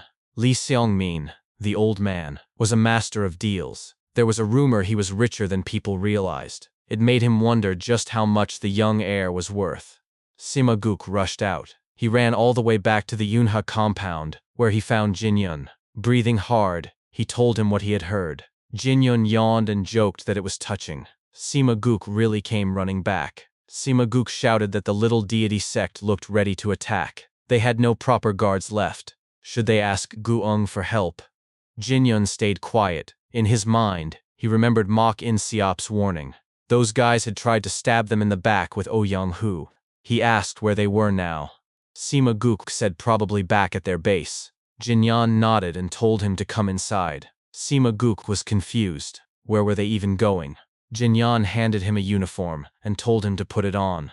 They were at the guard squad's warehouse. He asked if Sima Guk knew the way to the sect's base. They needed to be back before breakfast. Sima Guk panicked. Just the two of them right now? He begged Jinyan to reconsider, but Jinyan didn't care. That was why they had to strike first. He handed Sima Guk a dagger and told him to lead the way. They arrived outside the little deity sect's base. Jinyan looked around. There were tons of guards. It had to be the place. Sima Guk whispered that he wasn't going to be any help. Jinyan nodded. His job was already done. Sima Guk realized it. He just needed to bring Jinyan here. He asked how they would get in. What was the plan? Jinyan gave a small smile, then raised his leg and kicked the front door wide open. He muttered to himself, let's do it like I did in my past life. Dan Wusung had never backed away from a fight. Not when he was a hungry orphan. Not during his long years wandering the Jianghu. And not even after rising to the throne as the Fist King. Wherever he went, Dan Wusung welcomed battles. he loved fighting more than anything else. Now, in his new life as Li Jinyan, he hadn't changed much. Jinyan walked through the gates of the little deity sect without hiding. Calm, quiet, and fearless, he strolled right past the guards. In the middle of the courtyard, he asked out loud where the sect leader was. One of the guards yelled at him, calling him crazy. Before the man could finish his sentence, Jinyan grabbed him by the neck and broke it. The body hit the ground. Jinyan warned the others not to make him repeat himself. Another guard cursed and stepped forward, shouting if Jinyan even knew where he was. Did he think this was a joke? At that moment, Yom Jisang, the leader of the little deity sect, stepped onto the balcony above. He asked what tall the noise was. Looking down, he saw Jinyan and asked who the young man was. Jinyan said he was an assassin. He asked if Jisang was the sect leader. Jisang smirked. So what if he was? Inwardly, he thought this was strange. What kind of assassin walked through the front door? He narrowed his eyes, examining Jinyan's knuckles. They were thick with bruises and calluses. Those weren't the hands of a spoiled heir. He asked if Jinyan was the young master of the Yunha merchant group. Jinyan shrugged. So what if he was? Maybe he had hidden his face for nothing. Jisang chuckled. He said he didn't expect someone so important to come to him first. Now that Jinyan had shown up on his own, he wasn't going to hold back. He'd take full advantage of it. A guard threw a net from above. Jinyan moved, dodging it with ease. He caught the net in midair. It reminded him of something. It had been a while since he had fought against a group this large. He thought back to a battle in his past life, a fight against the demonic faction. Even though this body wasn't as strong as his old one, it was still enough. He gripped the net and whipped it around like a weapon. The guards fell one after another. Jinyan smiled. It had been a long time since he had this kind of fun. The courtyard filled with screams. One guard stammered that Jinyan was fighting without even a weapon. Another whispered that he must be a monster. An arrow suddenly flew. It grazed Jinyan's face. His mask fell. Jinyan looked annoyed. Was the enemy just trying to show off? Jisang raised his voice. He didn't want to use this weapon because it was expensive. But since Jinyan was a special guest, he'd make an exception. Some guards rushed forward, grabbing Jinyan's legs to hold him down. One of them trembled inside. If this kept up, he'd really die here. Jisang asked if even with Jinyan's skills, could he dodge this? He ordered his men to fire. Dozens of crossbows launched arrows. Jinyan's eyes narrowed. He knew Jisang didn't care if his own men got caught in the attack. Even someone from the underworld would hate that kind of betrayal. Just then, a voice shouted from outside. Sima Gook called out. He threw a dagger into the air. Jinyan caught it. With one quick motion, he spun the blade and deflected every incoming arrow. Everyone watching froze. Jisang's face twisted in shock. He couldn't believe it. That dagger was cheap, and yet Jinyan blocked everything with it. Jinyan turned and gave Sima Gook a thumbs up. Then, without pause, he hurled the dagger at Jisang. It slashed his neck, just a graze, a warning. Jinyan said he didn't usually use swords, but he'd make an exception for Jisang. Jisang cursed inside. That crazy bastard. He shouted at his men. What were they standing around for? Shoot him already. Jinyan replied coldly. He specialized in fists. With that, he launched forward. Jisang panicked. He grabbed Saran and used her as a shield. But Jinyan didn't slow down. He twisted, moved behind them, and knocked Jisang away. Saran was unharmed. Jinyan told her to move back. Jisang staggered. His thoughts raced. Who is this guy? If he's really the young master, then how can he fight like that? He looks more like a veteran killer than some merchant's son. Jinyan stepped forward and asked what Jisang was staring at. Did he have something to say? Jisang begged. He said he'd save a lot of money. If Jinyan spared him, he'd pay a huge reward. He wouldn't be stingy. Jinyan responded with a kick to his face. He looked down at the fallen coins spilling from Jisang's clothes, then asked why a man like him always valued money more than human life. He picked up a few coins and tossed them aside. He said he didn't need them. Jisang could keep them. Then, with no hesitation, Jinyan drove his fist through Jisang's chest, piercing his heart. Everything stopped. The room went silent. People stared, stunned.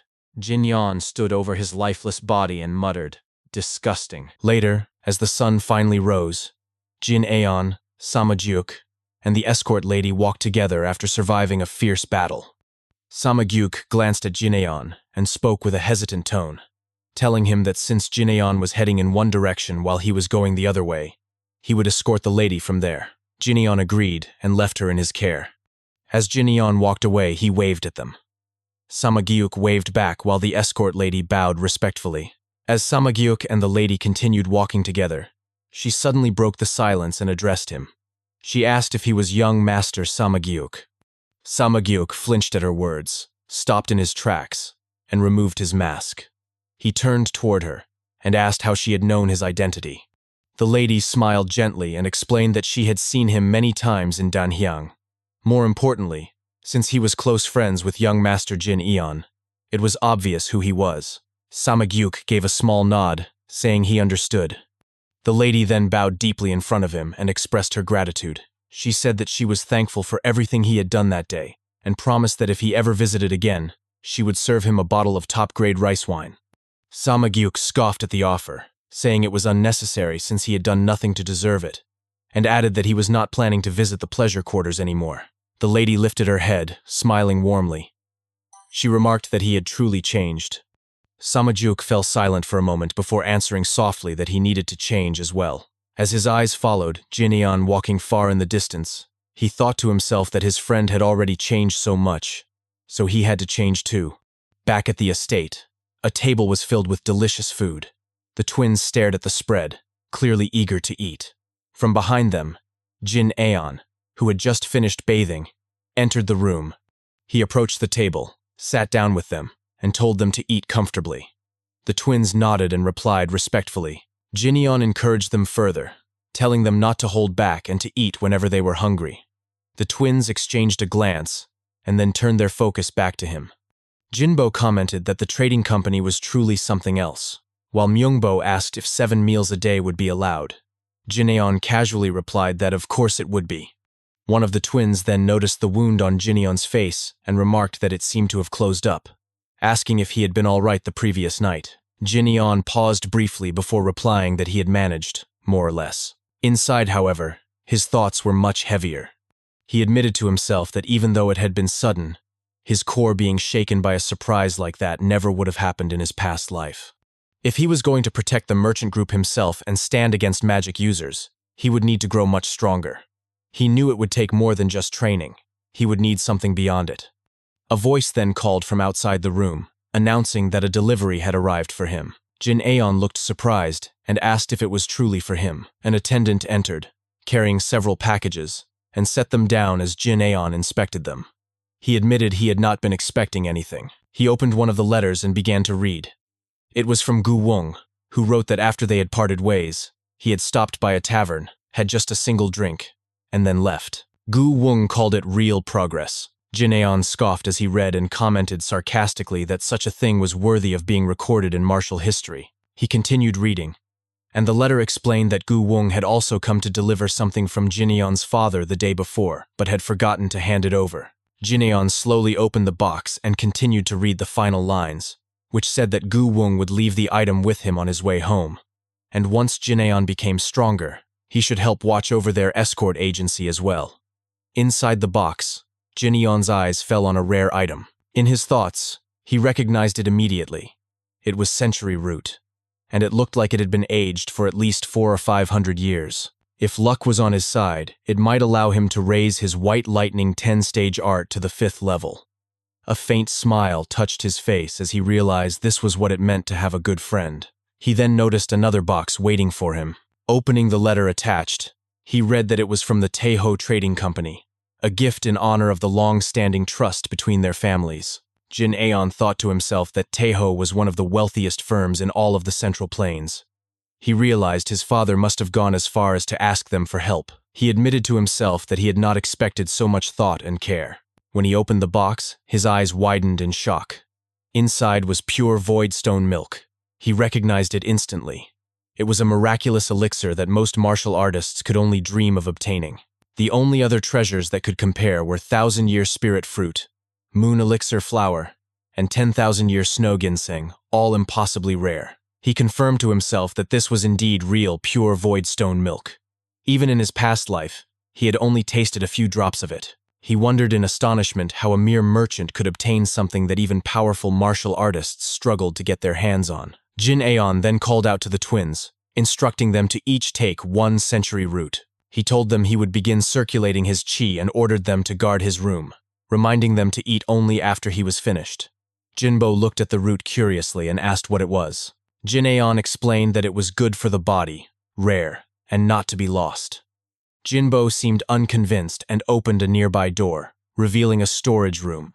He remarked that the merchant chief had stacked up piles of similar treasures just for Jin Aeon.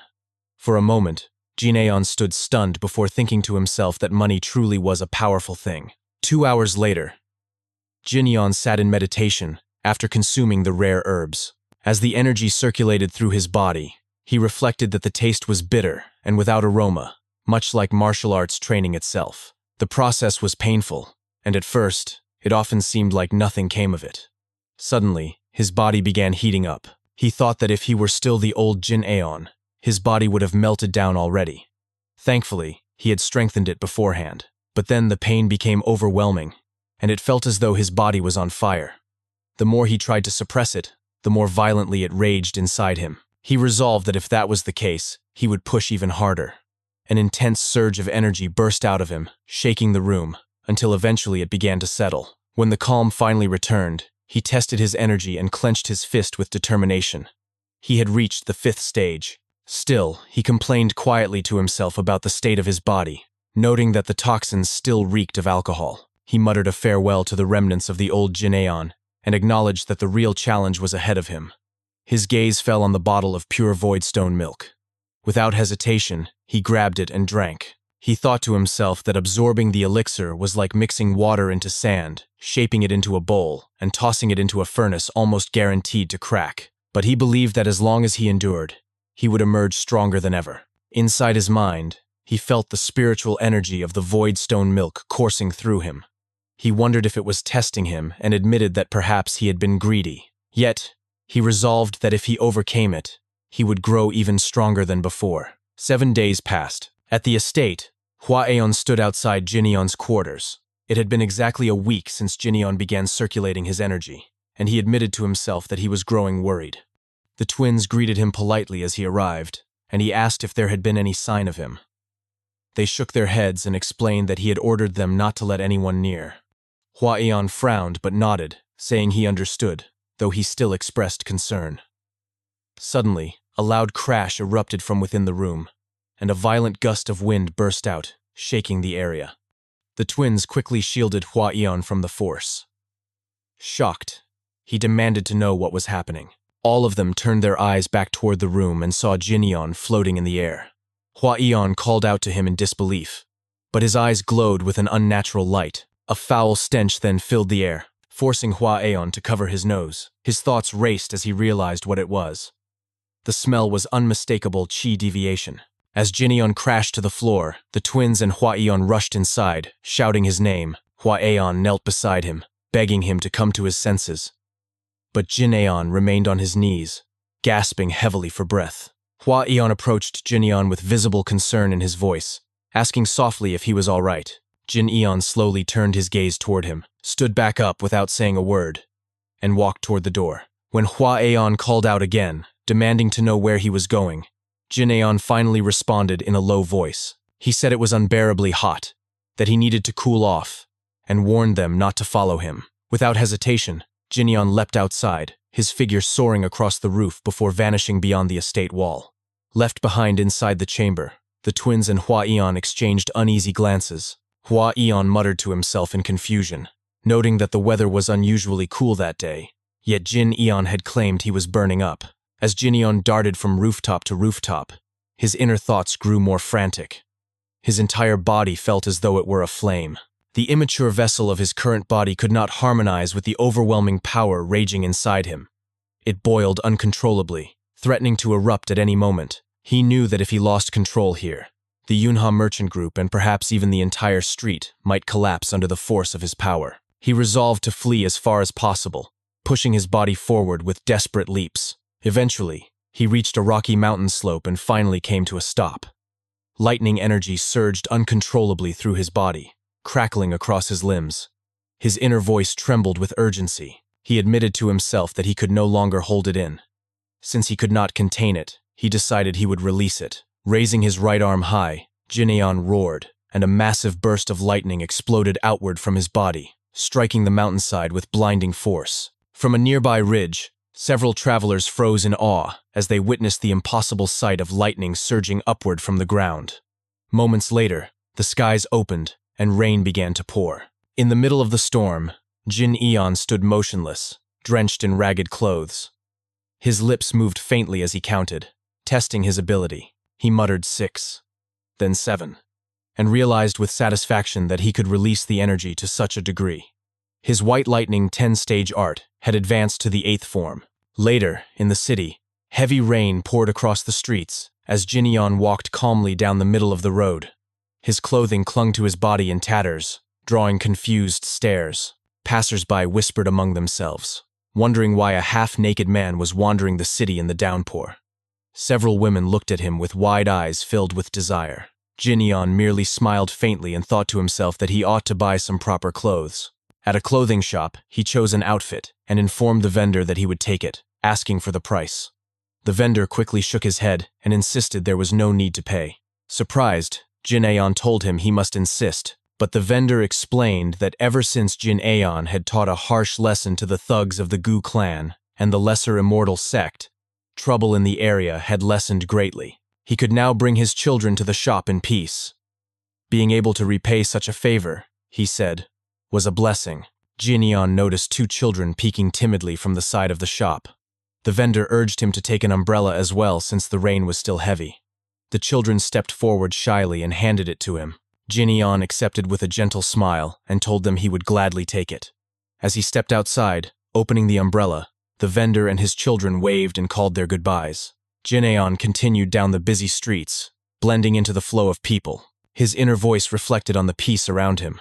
The area truly did feel calmer. He realized that he had never before paid attention to the aftermath of his battles, the way peace and safety returned once the violence was gone. Observing the people laughing, shopping, and enjoying themselves despite the storm, he closed his eyes and smiled. The feeling was not unpleasant, and he thought that perhaps he might even enjoy this rare, quiet walk. His reflection was interrupted by shouting nearby.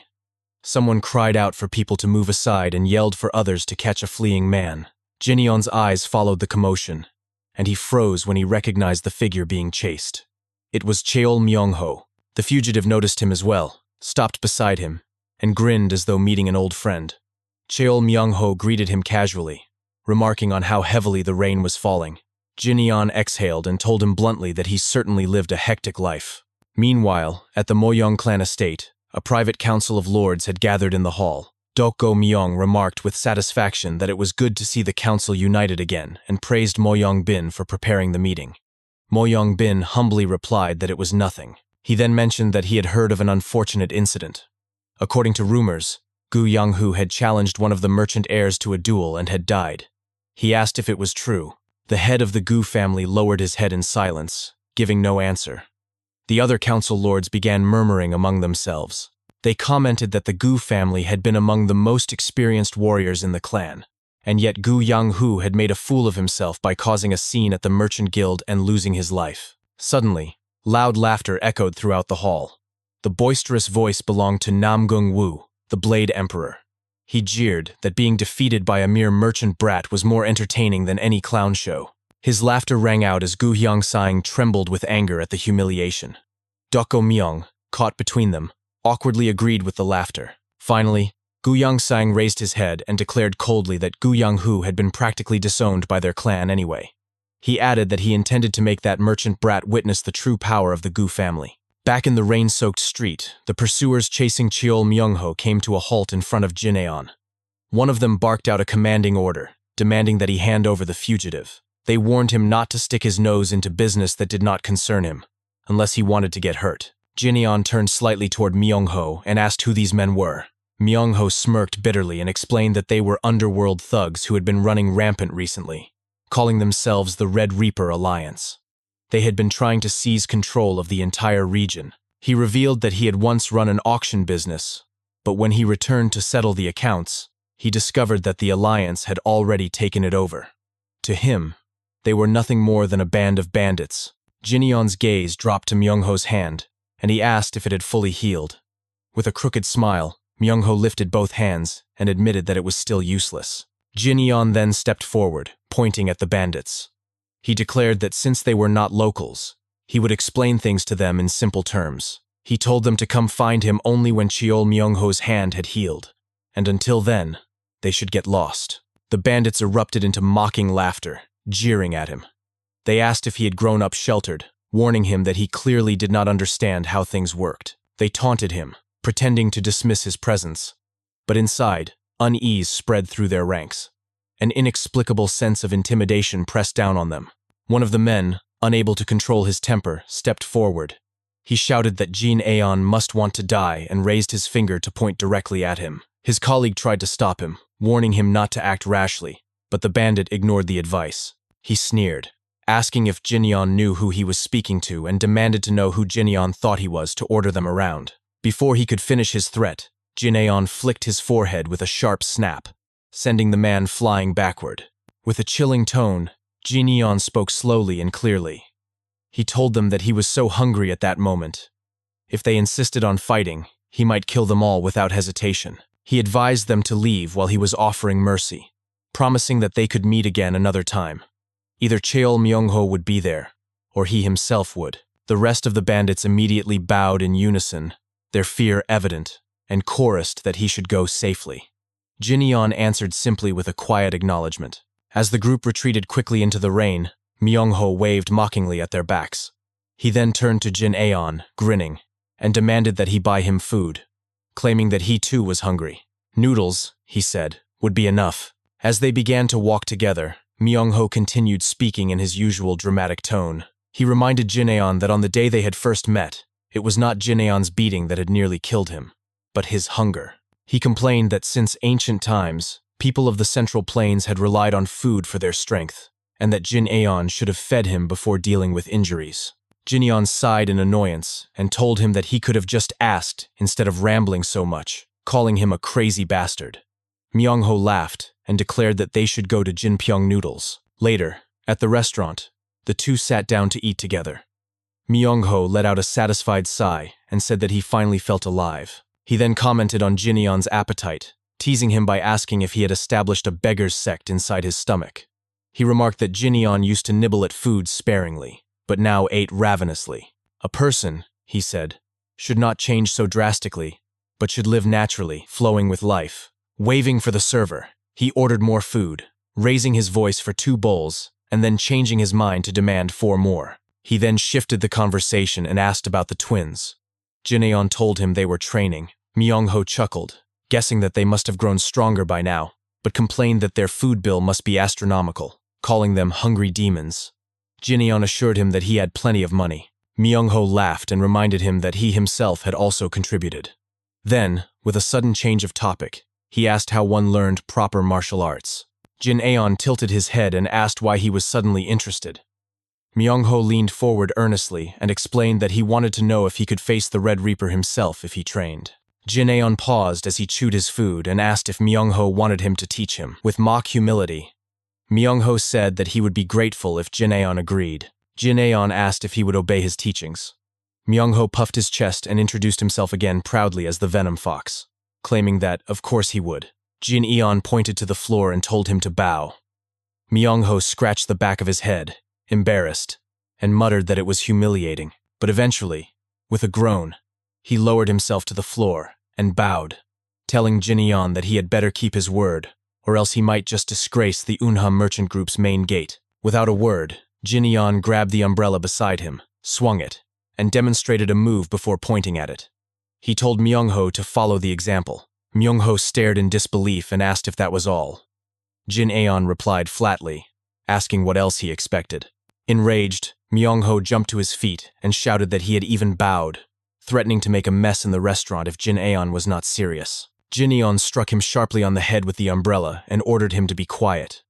He then instructed him to try holding the umbrella with one hand and repeat the motion he had shown him 100,000 times. Myung-ho gaped in shock, trembling. He stammered that not 1,000, not 10,000, but 100,000 repetitions were required. Jin-aeon's gaze grew sharp as he told him that if the Venom Fox had truly grown such a long tongue, he should put the umbrella down and leave.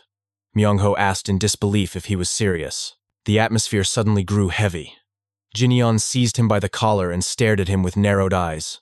In a low voice, he asked again if Myung-ho truly thought childish moves alone could kill someone. If he had swung that umbrella 100,000 times, he would have been able to kill half of those bandits with nothing more than a wooden sword. Instead, he had run like a soaked rat. Jin Aeon's tone turned icy.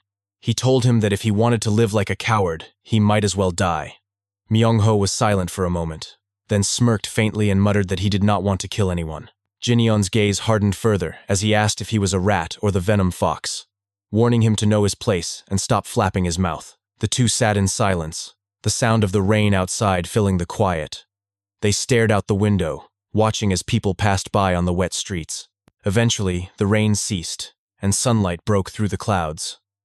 Slowly, Myung-ho rose to his feet and asked to borrow the umbrella for a while. Without waiting for permission, he walked out of the restaurant. A servant approached Jin-yeon and asked politely if he could cover his friend's bill as well. Jin-yeon reached into his pocket, and the attendant smiled in gratitude. Left alone, Jin-yeon thought to himself that now they would just have to wait and see if that fool Myung-ho could finally get himself together. He remembered Myung-ho's words about wanting to face the Red Reaper, the leader of the Alliance. Crossing his arms, Jin-yeon murmured under his breath, "The Red Reaper Alliance." He had promised that he would come find them, and a promise was a promise. Elsewhere, inside a shadowed chamber, a man sat in front of two dead bodies while several of his followers knelt before him. Their heads bowed low, trembling with fear. None dared to meet his gaze. The man spoke with cold authority, demanding to know their excuse for letting Cheol Myung-ho slip away. They claimed they had almost captured him but had been stopped by one of Dok Jong-ho's friends. That friend, they explained in a shaking voice, was none other than the young master of the merchant group. One of the bandits stammered that it was true, insisting that Jin Aeon's martial arts were terrifyingly strong. He added that word was already spreading that Jin Aeon was being called the fiercest man in the entire Yanghwa region.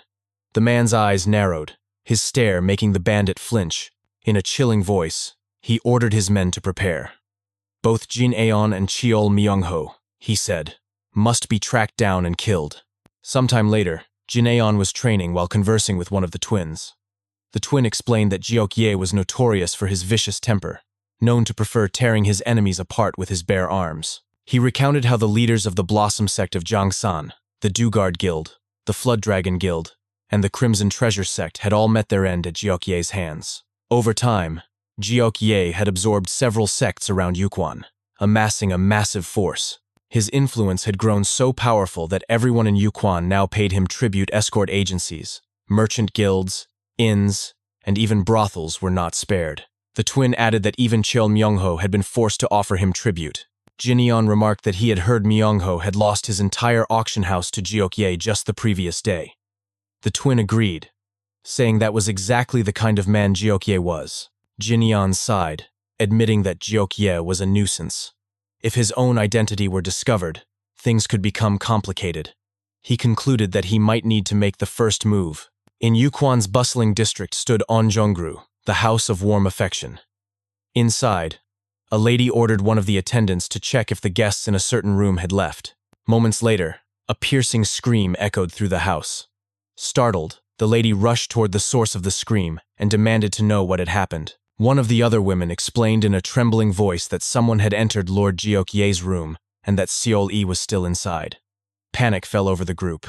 Another employee approached the lady, informing her that a new guest had arrived downstairs. The woman, Junghwa, decided to go greet the guest, instructing the others to take the shaken girl away and let her rest. She warned them never to disturb Lord Jeok-ye and to keep everything quiet. Downstairs, Junghwa approached the new guest with a smile. It was Jin Aeon. She introduced herself and began to give a polite explanation, but Jin-yeon cut her off abruptly, asking if Jeok-ye was there. Taken aback, Junghwa stammered, asking if he meant the guildmaster and whether he had an appointment with him. Jin-yeon answered coldly that he did not. He only wanted to know if Jeok-ye was upstairs. Junghwa hesitated, her eyes flickering toward the nearby bandits.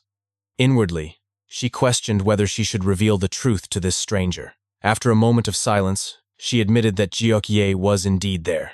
Jin Aeon walked past her without hesitation, instructing her to evacuate the girls while he went upstairs. Zhenghua began to understand what was happening, recalling that one of the girls was still inside Jiokye's room. She tried to warn Jineon, explaining that the guildmaster was a rough-tempered man. But Jineon only smiled and replied that he would manage. As Jineon ascended the stairs, one of the bandits noticed him and barked out that he was not allowed to wander into that area. Jineon continued walking casually, ignoring him. The bandit thrust his spear toward Jineon, mocking him as if he had stuffed candy in his mouth. Without breaking stride, Jineon seized the spear, swung it upward, and hurled the bandit crashing down to the first floor. The other bandits were instantly alarmed. They demanded to know if Jineon even understood where he was and prepared to attack. Jineon stood with his hands behind his back, his composure unwavering. In a cold and menacing tone, he asked which floor Jiokye was on. The bandits erupted in rage, swinging their weapons and shouting for his death. From the upper floors, hundreds of guards rushed down to confront him. Jineon scoffed, his hand beginning to emit crackling lightning.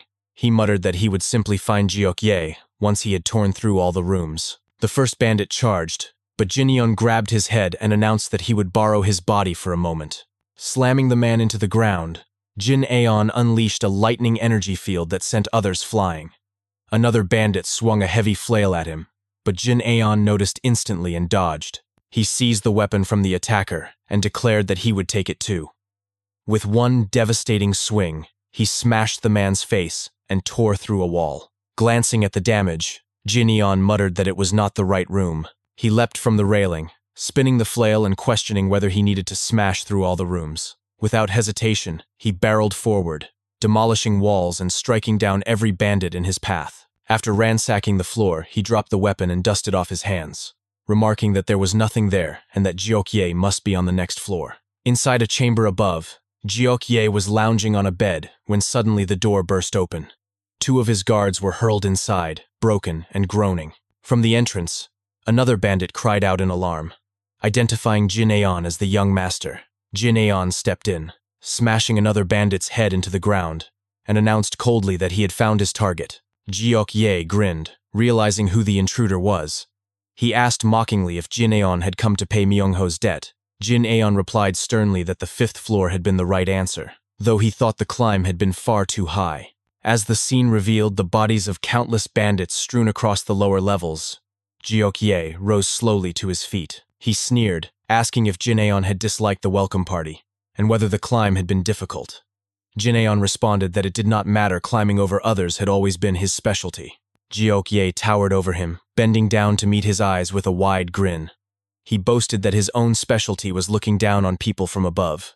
Straightening up, he slicked his hair back with a smile. Jineon smirked inwardly, thinking to himself that he loved Black Path bastards like Jiokye, since they were always so fun to hit. His eyes flickered toward the bed, where he spotted the lifeless body of a hostess. Jiokye followed his gaze and grinned, explaining casually that it was nothing important. He simply could not hold back his strength, and he ordered the body to be dragged away. Jineon's expression darkened. He muttered that Jiokye was beyond saving. His aura shifted violently as his killing intent flooded the chamber.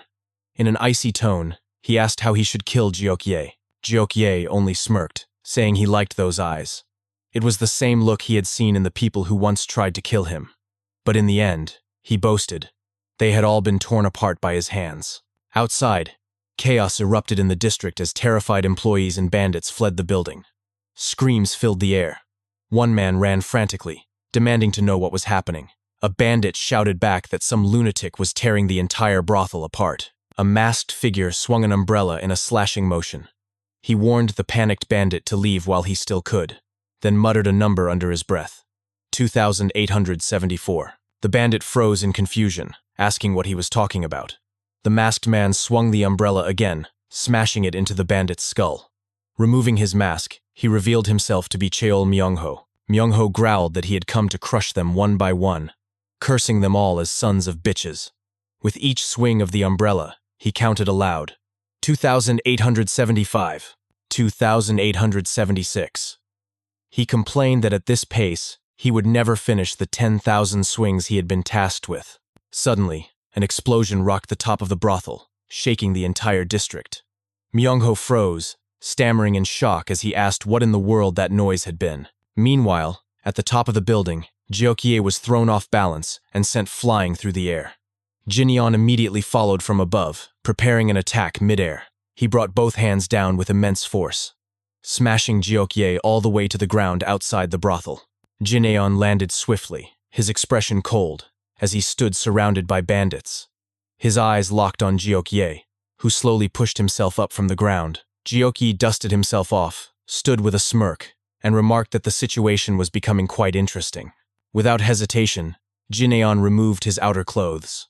Jiokye then ordered one of his men to hand him a weapon. A flail was quickly brought to him, which he swung wildly in preparation for combat. He declared that at the very least, Jinyeon should be given a proper fight. As Jiokye swung the weapon, Jinyeon leapt forward. The flail was launched at him, but Jinyeon caught it effortlessly and pulled with overwhelming strength. Jiokye's eyes widened in shock as he struggled to resist. "How can a mere merchant's young master match my strength?" he thought. Determined to counter, he decided to release his grip and use the rebound force to crush Jinyeon instead. He rushed forward with explosive speed, yelling at Jinyeon to try blocking the next attack. Jinyeon remained unimpressed. Observing his movements, he noted inwardly that Jiokye had trained in both meteor hammer and fist techniques. His motions were clean, betraying the teachings of a true orthodox martial artist. But Jinyeon's expression hardened as he reminded himself that his opponent was not facing an ordinary man, he was facing the Fist King. Jinyeon struck with a devastating punch directly into Jiokye's body. Jiokye groaned in pain and staggered back. Jinyeon leapt backward, assessing him calmly. Jiokye, shaken yet defiant, laughed nervously. He admitted that Jinyeon was skilled in fist techniques as well, and shouted that he would give him a proper fight. An immense surge of energy exploded from Jiokye's body, shredding his upper garments into dust. With rage, he hurled himself forward, appearing in front of Jinyeon in an instant. He roared that he would tear him to pieces. But before he could strike, Jinyeon's hand shot out, clamping firmly around Jiokye's neck. With a stern expression, Jinyeon slammed Jiokye down into the ground, pinning him mercilessly. Sweat dripped down Jiokye's face as he clenched his teeth, horrified by the realization. Despite giving everything he had, he was being completely overwhelmed. Without warning, Jinyeon grabbed his face, his own body now crackling with lightning. He smirked and asked mockingly how it felt to be the one looking up from below. Pressing his knee firmly onto Jiokye's neck, he pinned him down harder. His voice dropped as he declared that if Jiokye had treated others with even a shred of decency, he would not be this furious. Jiokye only laughed, taunting him further. He jeered, asking if Jinyeon wanted a taste of Seoul as well. Jinyeon's expression darkened. He spoke coldly and announced the beginning of his punishment. Lightning surged violently through Jiokye's body, and his screams tore through the air. Jinyeon calmly raised his voice, counting as he elevated the power of his lightning. Second stage, third stage, fourth stage, fifth stage. The ground trembled as the surrounding bandits stared in terror. One of them stammered that they should stop this, their voices trembling with fear. Suddenly, one of them pointed upward, wide-eyed. Above them, a massive hand formed entirely from lightning loomed in the sky. "White Lightning 10-stage art," Jinyeon's voice thundered. "Thunderclap." He lifted his arm high and brought it down. A colossal surge of energy descended, engulfing the entire brothel in blinding light. Bandits, employees, and civilians across the district froze in shock at the sight. When the energy subsided, Jiokye had been reduced to nothing but a black smear of ash on the ground. Jinyeon's gaze hardened as his inner voice declared that this was nothing less than the purge of the dark path. Raising his voice to address the trembling bandits around him, he demanded to know who they thought they were. Collecting tribute from the powerless, he asked them what they were supposed to represent. He fixed his glare on one of them and demanded to know why they were draining the lifeblood of ordinary people. His voice sharpened as he commanded them to answer, but no one spoke. The bandits stood frozen in fear, unable to reply. Jinyeon's voice deepened with menace. He warned that if all they wanted was to flaunt their strength, then they should come to him first. He raised his voice in a commanding tone, declaring that he would make them end up just like Jiokye. One of the bandits tried to rally the others, shouting desperately that they should not be afraid. He cried out that it was only one man and ordered them to kill him. The crowd of bystanders watching began to murmur amongst themselves. Shock spread through them as the truth sank in. The infamous Red Reaper was dead. One of them muttered in awe, wondering aloud who that young man could possibly be. Another asked if this meant they would no longer have to pay tribute. Yet another worried that the young man might simply replace Jiok-ye and demand payment instead. Among the crowd stood Cheol Myung-ho, who calmly put his mask back on. In a steady voice, he told them not to worry. That young man was not the kind of person to demand tribute. The bystanders blinked in confusion, questioning his certainty. Cheol Myung-ho responded firmly, giving a decisive thumbs up. He repeated his words with conviction, saying once again that Jin Yeon was not the kind of man who would exploit others. He explained that Jin Yeon had wealth overflowing and had no need for such things. With that, Cheol Myung-ho continued to swing his umbrella in steady motions, counting each strike with determination. As he watched Jin Aeon slaughtering the remaining bandits, his thoughts grew firm.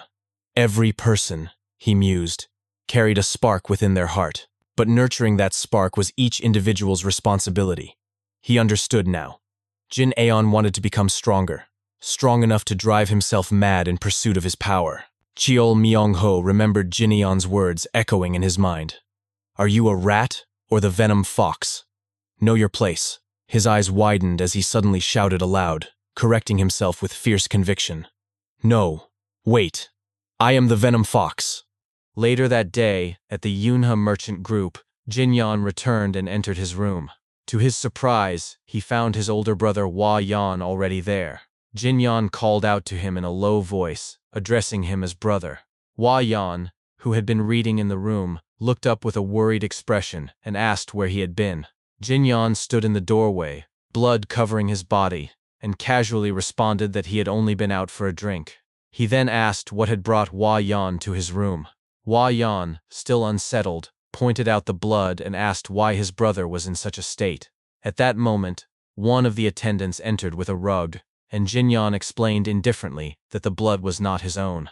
Hwa Yeon answered dryly that he could see that much already. As Jin Yeon wiped the blood from his body, Hwa Yeon noted that the elixirs had been working effectively. He admitted he had been considering preparing a thank you gift for the people who had sent the medicine to the Yunha merchant group. He explained that he had been struggling to decide what to offer in return to Merchant Taeho of the Taeho merchant group, and even father had been curious about it. Hwa Yeon then asked if the medicine was truly that precious.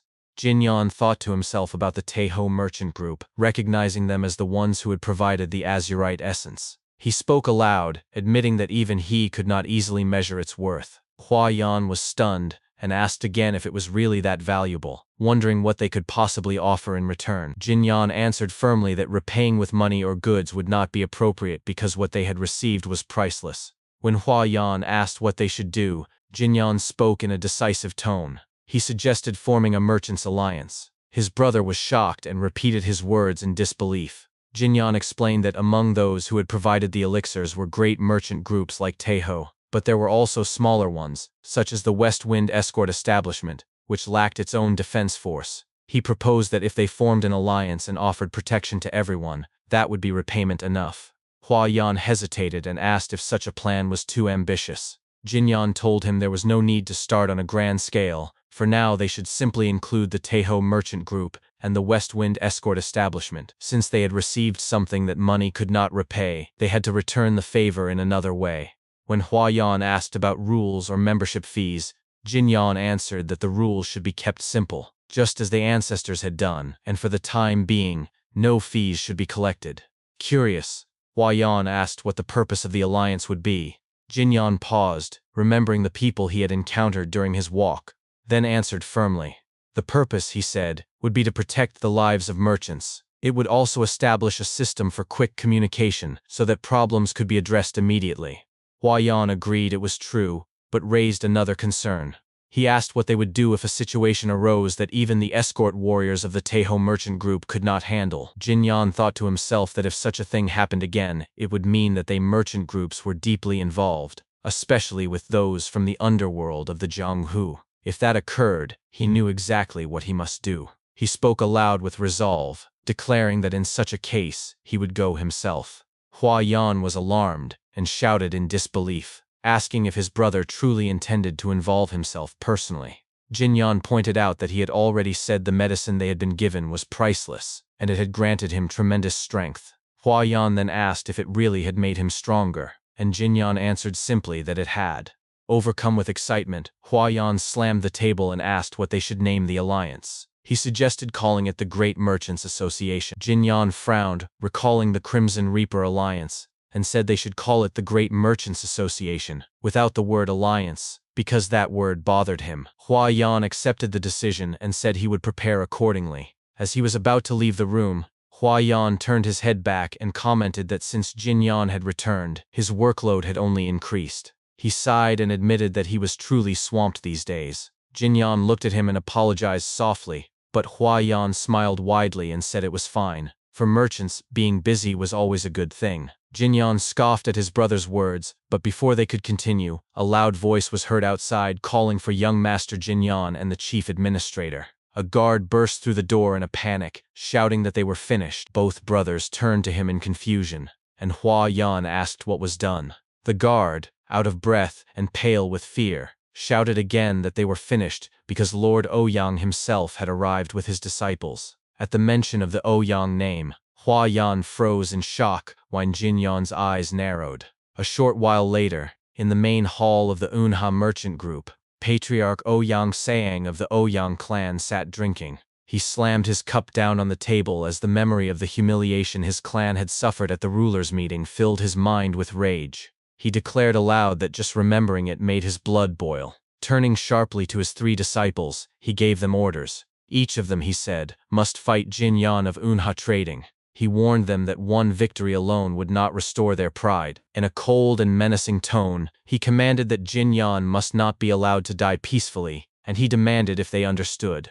All 3 disciples responded in unison, saying yes. One of them, Shin Sobaek, who was related to the Ouyang clan through marriage, asked the others if they would use weapons. He remarked that he fought bare-handed anyway, so it would not matter to him. The second son of the clan, Ouyang Myung, smirked and said he would also prefer to use his fists because it felt better. The third son, Ouyang Woon, admitted with unease that he lacked confidence, so he would stick to using his blade. Ouyang Myung glared at his brother with disgust, snarling that he lacked confidence to fight a mere merchant's son. Ouyang Woon defended himself, pointing out that Jinyan had defeated Ouyang Hu. Even if Ouyang Hu had only been a distant relative, he had still been an experienced man of the Jiang Hu. Ouyang Myung narrowed his eyes and dismissed the claim, saying that Ouyang Hu had lost because he lacked skill, nothing more. He waved his hand as a signal for more drinks, and muttered that there was no need for further chatter. He demanded that they bring Jinyan out quickly. At that moment, the twins who served the Unha merchant group approached, and informed the clan that the young master had invited them to the annex. They explained that once he finished eating, he would meet them there. Ouyang Myung was startled by their appearance and stammered in agreement. Inwardly, he muttered to himself, questioning why Jinyan's servants were so large. The twins then escorted the Ouyang clan to the annex. As they opened the curtain, one of them announced that they had brought the guests. Inside, Jinyan stood at the center of the arena, calmly wrapping his hands in bandages. He welcomed them and acknowledged that they had come a long way. The disciples bowed and introduced themselves one at a time. Jinyan smirked and remarked that he was surprised the patriarch himself had come. Ouyang Sang lowered his head slightly with a smirk, and explained that he had come unannounced because he wanted to witness Jinyan's strength with his own eyes. Jinyan responded with confidence, saying that they had come for a duel, and that they could decide the format. Ouyang Sang answered that his sons wished to learn from him through the duel. He explained the rules clearly. Leaving the ring, falling unconscious, or becoming unable to move would all count as defeat. Jinyan scoffed, smirked, and said that the rules were simple and good, and that they should begin.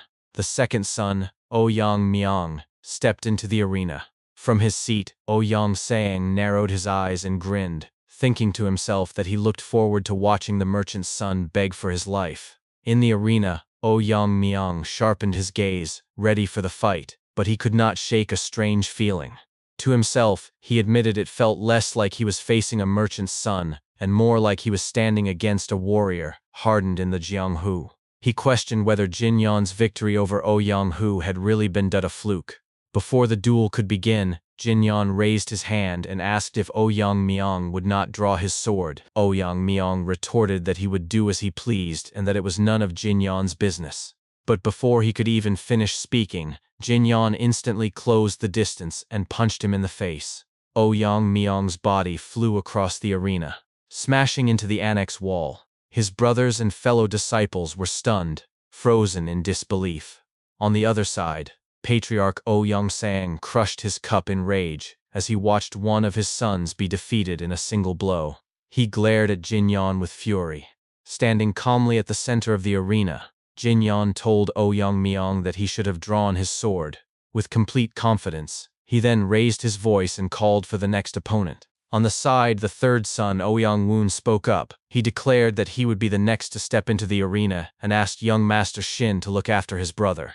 Shin So-baek, standing beside him, responded that he understood. Ouyang Woon rose to his feet, drew his sword, and faced Jin Yan. With firm resolve, he stated that judging by Jin Yan's skill, there was no need to hold back on techniques. He added that he looked forward to a good match. Jin Yan gave a slight nod and agreed, telling him to begin. Ouyang Woon dropped into his fighting stance, narrowed his eyes, and shouted his intent to strike. In an instant, he rushed forward and swung his sword violently at Jin Yan.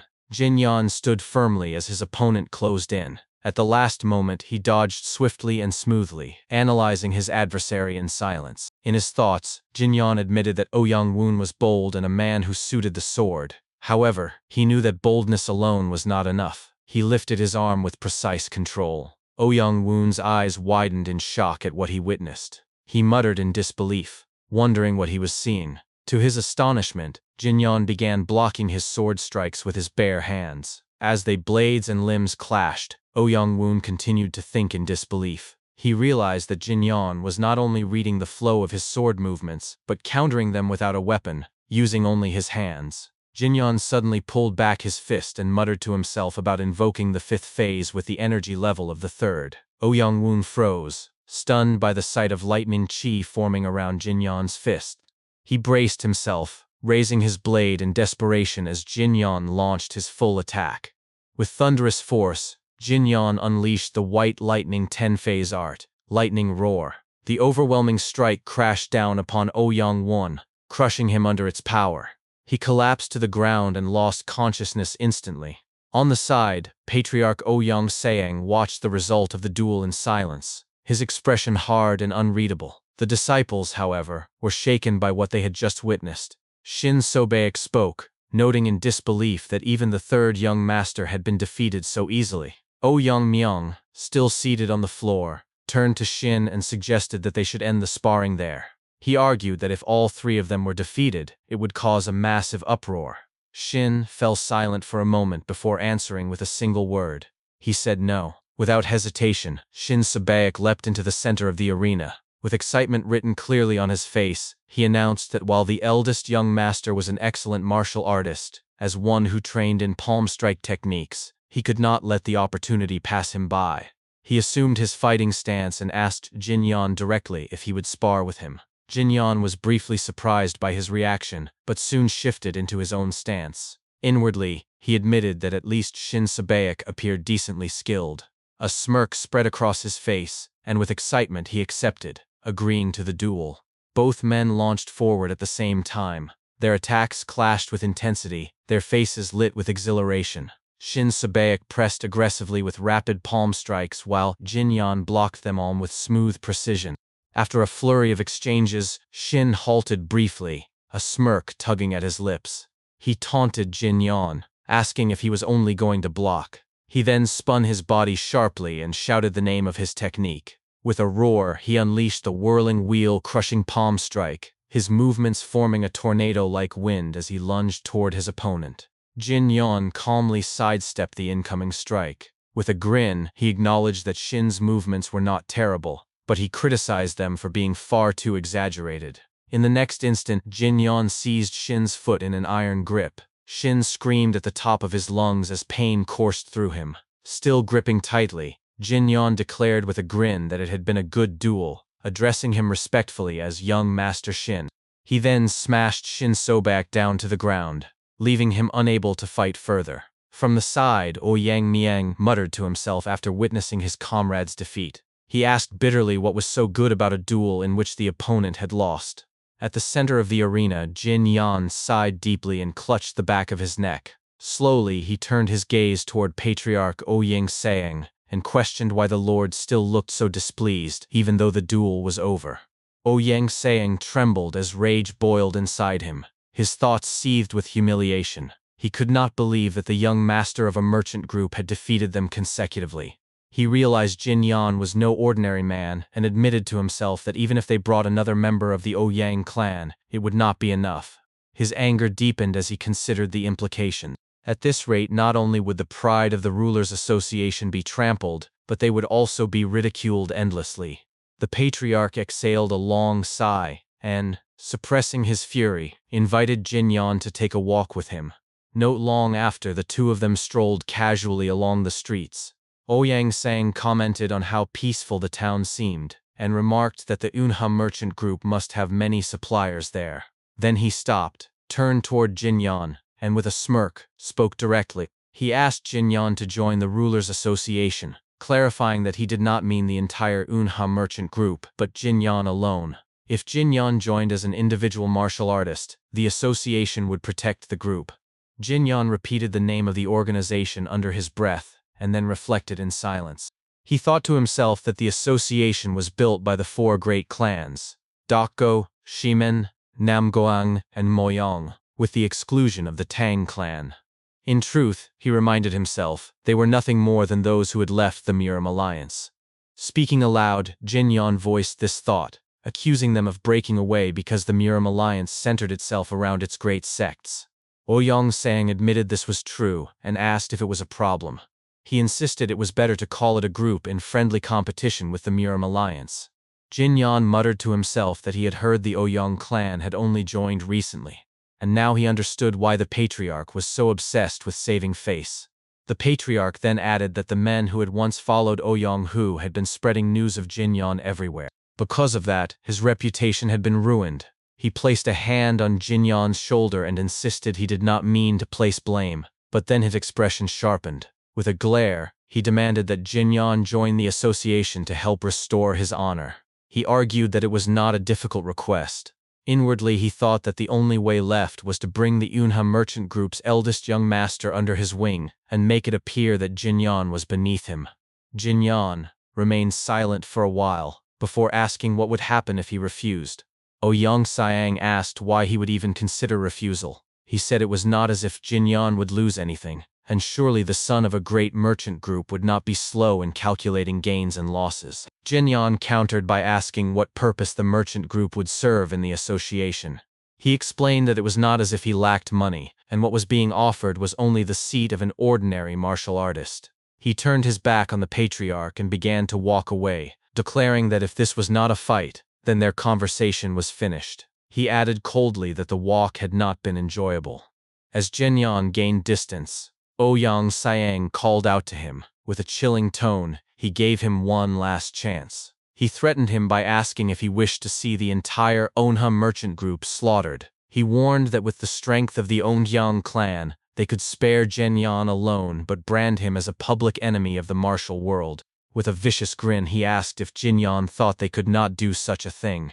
He approached Jin Yan, grabbed his shoulder, and pressed his words further. He demanded to know if Jin Yan was strong enough to stop him. Even if he was, could he really handle making the Rulers' Association his enemy? He asked why Jin Yan spurned his goodwill. Before he could finish, Jin Yan suddenly spun around, seized Ouyang Sang by the throat, and smashed him against the wall. Rage filled his voice as he shouted for him to stop his nonsense. He called him an insane bastard, and asked if he had considered that he could kill him here and now, wipe out the Ouyang clan entirely, and even shift the blame onto his eldest son. With deadly menace, he asked if the patriarch wanted to test him. Struggling to breathe, Ouyang Sang rasped that of all the vile words he had ever heard, Jin Yan's might be the most unforgettable. He accused him of having no manners, no restraint, and no shame, but then he shouted that such words should be saved for after Jin Yan had proven his strength. Suddenly, green smoke filled the air. Ouyang Sang grinned to himself, thinking proudly that it was the poisoned toad palm strike, a technique he had practiced to defeat the leaders of the four great clans. He wondered if Jin Yan could withstand it no matter how strong he was. But before he could relish his advantage, the crack of electricity filled his ears. His eyes widened in shock as Jin Yan's entire body became wreathed in lightning. He realized in horror that his poison was burning away, as if the lightning itself was devouring it. He groaned and kicked helplessly in the air as Jin Yan's grip tightened around his neck. Choking and gasping for breath, he was finally thrown to the ground. He coughed violently, struggling to recover as Jin Yan looked down at him with calm disdain. Jin Yan told him coldly that consider how high and mighty he had acted, his strength was disappointingly weak. Inwardly, Jin Yan reasoned that it was because his White Lightning 10-phase art had already reached the 8th phase. On the ground, Ouyang Sang grinned despite his condition and shouted that if Jin Yan was going to kill him, he should do it right there. He argued that even if he died, Jin Yan would simply be branded a public enemy, and then asked what he would do about the Rulers' Association standing behind him. He demanded to know who would truly lose in the end. Jin Yan crouched down, grabbed him by the head, and glared at him menacingly. He spat out a single word, calling him by name, and promised that he would make him regret those words for the rest of his life. Later that day, inside the main hall of the Yuna merchant group, attendants were busy tending to the wounds of the Ouyang clan disciples. Suddenly the doors slammed open. Jin Yan entered, dragging Patriarch Ouyang Sang by his hair. The disciples cried out in alarm, calling for their patriarch and their father. Ouyang Myung leapt to his feet and shouted, demanding to know what Jin Yan was doing. Jin Yan turned his gaze on them, snapped his fingers, and warned them to be silent unless they wanted to end up like Ouyang Sang. From the back, Ouyang Woon asked in a strained voice if his father was still alive. Jin Yan dropped the patriarch to the ground and slowly walked forward, answering that he lived for now. He then called out to one of the guards, Mok Inseop, and ordered him to prepare a carriage outside. Inseop bowed immediately and acknowledged the command. Ouyang Woon spoke again, saying that Jin Yan must have a valid reason for such actions. Jin Yan responded with a grin, stating that Ouyang Sang had threatened him, claiming that if he did not cooperate, the entire Unya merchant group would be annihilated, and Jin Yan would be framed as the culprit. Shock rippled through the disciples, leaving them silent. Jin Yan added that from this point forward, he would take the matter to the Rulers' Association and report it directly. He ordered the guards to follow him and serve as witnesses. Shin Sabayak stepped in nervously and reminded him that the Rulers' Association had no official headquarters. Their meetings were held at the homes of the 4 clan patriarchs. He suggested that the Moyang clan estate was the closest. Jin Yan acknowledged this and issued further orders. He commanded the guards and the twins to keep watch over the disciples, so they would not attempt anything reckless. He instructed Hua Yan to organize the day's events and report them to the Murim Alliance. With a commanding tone, he gave the final order. They would head to the Moyang clan. Sometime later, they began the journey. Inside the carriage, Jin Yan sat by the window, humming softly to himself. Ouyang Sang eventually regained consciousness and weakly asked where they were headed. Jin Yan answered that they were going to the Moyang clan. Ouyang Sang sighed and turned to one of his guards, saying that he was parched and requesting water. The guard looked uneasily at Jin Yan, remarking that he did not believe permission would be granted. Jin Yan chuckled, placed a hand firmly on the guard's head and remarked that the clan patriarch himself was asking for water, yet the guard dared to respond so coldly. He leaned forward, still clutching the guard's head, and spoke in a chilling tone. He accused him of not being a warrior of the Ouyang clan at all, and asked if he was an assassin. Without waiting for an answer, Jin Yan unleashed a surge of lightning chi, electrocuting the man instantly and killing him. Outside, the coachman shouted in alarm, asking what was happening. Jin Yan told him to keep moving and not to worry. He then turned his sharp gaze to the other guard seated beside Ouyang Sang and demanded to know if he too was a hired assassin. The man hesitated, then nervously confessed the truth. He admitted that he was a member of the Gold-Silver Assassins, explaining that they were divided into 2 ranks, Gold Assassins and Silver Assassins. He confessed that he belonged to the Silver Division. Jin Yan sneered at the name, mocking the obsession with money. He then turned to Ouyang Sang and asked how much he had paid to hire such men. The patriarch asked why he was so interested. Jin Yan reminded him darkly that he still had many body parts intact. He then ordered the coachman to stop the carriage for a moment. Ouyang Sang quickly answered that he had paid 800 noyang per head. Jin Yan turned back to the assassin and asked if that was accurate. The assassin nodded fearfully, saying that it was even more than usual. Jin Yan dismissed that claim, telling him he was wrong. He explained that the 800 nanging included his own life as well. He revealed to him that their leader had already sold them out to Ouyang Saying. After the Yunhe merchant group had been wiped out, they themselves would have been eliminated, to erase all traces. He declared that it was easier to slaughter assassins than to endure the clan's scorn for dirty deeds. This, he said, was the way of the so-called orthodox faction, pristine on the surface, filthy inside. Jin Yan smirked and fixed his eyes on the terrified assassin. He told him that his life was worth no more than 800 nangan, and that it was cheap. He added that had the man trained harder, he might not have been sold off so cheaply. He continued mercilessly, "See that killers who took money for lives were not even worth being called people." Clapping his hands once, Jin Yan mocked him further, declaring that it was a grand life they had led. He leaned back and remarked that outside, there were 3 more assassins, 1 severely injured person, and 1 corpse. He commented coldly that it was the perfect group for a stroll. Eventually, they arrived at the Moyang clan estate. As Jin Yan, Ouyang Saying, and the guards entered the grounds, onlookers whispered in astonishment. Some asked if the man being dragged was truly the Ouyang clan patriarch. Others questioned who the young man beside him was, and what could have happened to the patriarch for him to appear in such a state.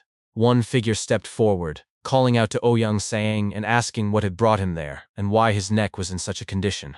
It was Moyang Bin, patriarch of the Moyang clan.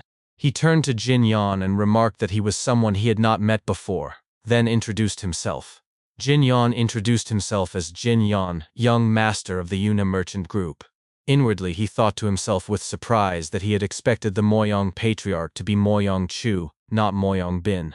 Moyang Bin fixed his gaze at Ouyang Sayang, and demanded to know why the eldest son of the Yunhe merchant group had arrived while dragging him like a criminal. Ouyang Sayang turned his head away and said nothing. Jin Yan stepped in and explained that he would tell the story. After finishing his explanation of the events, he concluded firmly that the assassins had been hired directly by Ouyang Sayang. Shocked murmurs filled the hall, and one of the men beside Moyang Bin whispered that threatening a merchant group was a grave crime. He suggested that if word spread, the Marim alliance would laugh at them, and it might be better to silence the matter. Moyang Bin cut him off by raising his hand and dismissed his words. He addressed Jin Yan directly, asking whether his intention in coming was to reveal the truth, out of fear of retaliation.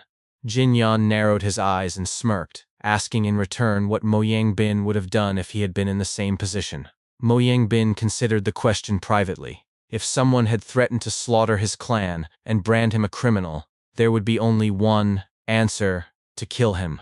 But if that someone was Ouyang Saying, then he would have to face not only the Ouyang clan's wrath, but also the judgment of the entire martial world. His thoughts were interrupted when Ouyang Saying coughed and muttered bitterly.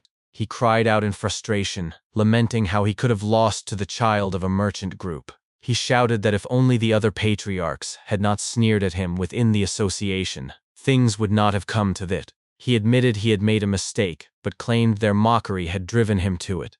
Desperation filled his voice as he begged them not to hesitate. He offered to do anything in exchange for help. Moyang Bin stepped forward calmly and warned him that any further disgrace would bring shame not only on him but also on Moyang Bin himself. Without hesitation, he struck Ouyang Sayang on the back of the neck, knocking him unconscious. He then ordered his attendants to imprison the 3 assassins and keep them alive under watch. Turning back to Jin Yan, Moyang Bin gave a faint smirk and apologized, said the hospitality had been shameful. He admitted that the Rulers' Association should not harbor such leeches, and that Jin Yan had suffered because of them. He then invited him to share a meal if he was not leaving right away. Jin Yan bowed his head slightly and accepted, remarking that his journey had been worth it. That night, the two dined together. As they ate, Moyang Bin studied Jin Yan closely, marveling at the fact that the eldest son of the Yunhe merchant group had defeated the Ouyang patriarch. He wondered silently where such a person could have come from. He asked Jin Yan directly if he had considered how the matter should be resolved. He admitted that he could not kill Ouyang Saying himself, but would deal with the matter in a reasonable way. When Jin Yan asked what his plan was, Moyang Bin explained that he intended to deliver Ouyang Saying to the Maruan alliance. He reasoned that it would allow the resentment of the Ouyang clan to fall upon them rather than the Rulers' Association. He said that while the association would take damage, honor mattered more. and the other patriarchs would agree. Jin Yan acknowledged it as a sound plan. Setting his chopsticks down on the table, Jin Yan asked a seemingly ill-timed question. He inquired if the former patriarch, Mo Yong-chu, had undergone the Golden Basin hand-washing ceremony. Mo Yong-bin froze at the question, visibly shaken, and after a pause admitted that Jin Yan's knowledge of the Jianghu was outdated. He explained that his father had been missing for over a year. At that moment, thunder rumbled outside, and Jin Yan muttered in shock that he was missing. Mo Yong-bin explained further, saying that the entire main clan had searched for him, without success, and that he lived in shame as an unfilial son. Jin Yan processed the revelation in silence. He realized that a year ago was the time he had entered this body. That meant not only had he himself died in the past, but Mo Yong-chu as well. He asked aloud if Mo Yong-chu had been rumored to clash with the demonic faction. Mo Yong-bin was startled and thought deeply. He said that the demonic faction had been silent for over 20 years. If they had risen, the entire martial world would already know. It made no sense that they would only target his father. Jin Yan reflected grimly, recalling how he too had been suddenly ambushed without warning.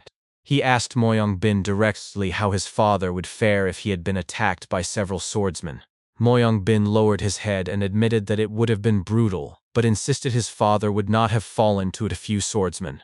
Jin Yan pressed further, asking what if they had all possessed the blade-proof body. Mo Yong-bin's alarmed reaction confirmed his suspicion. Jin Yan thought back to his past life. He remembered that some of the enemies he fought had survived even strikes of the 9th phase of his lightning energy. Even now, in his current body, the 8th phase could not be endured by ordinary men. It had been unnatural. He realized that at the very least, those enemies had been in the realm of the blade-proof body or beyond. If such men, aided by strange sorcery, joined forces, only those who existed beyond the heavens could resist them.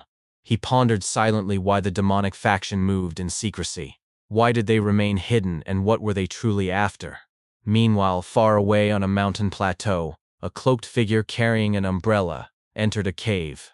Inside, the man spoke to another figure who sat cleaning his sword. He told him that they had finally found him, the Sword King. The man known as the Sword Demon smirked and praised the news, addressing the cloaked figure as Heavenly Demon.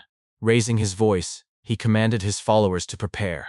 He declared that it was time to hunt the king. Back at the Moyong clan estate, Jin Yan sat with Mo Yong-bin and asked about the recent situations of the other martial masters. Mo Yong-bin considered the question carefully before replying. He said he had seen the Blade Emperor not long ago, and confirmed that he was still in good health. He explained that during one meeting Ouyang Sang had shouted at them, demanding if they were mocking him. In truth, it had been the Blade Emperor who laughed loudly, while the rest only wore awkward expressions because of the tense atmosphere. Mo Yong-bin admitted that it was understandable for the Ouyang patriarch to feel offended, but the Blade Emperor was not the type of man to pay attention to those he disliked. He simply ignored them completely.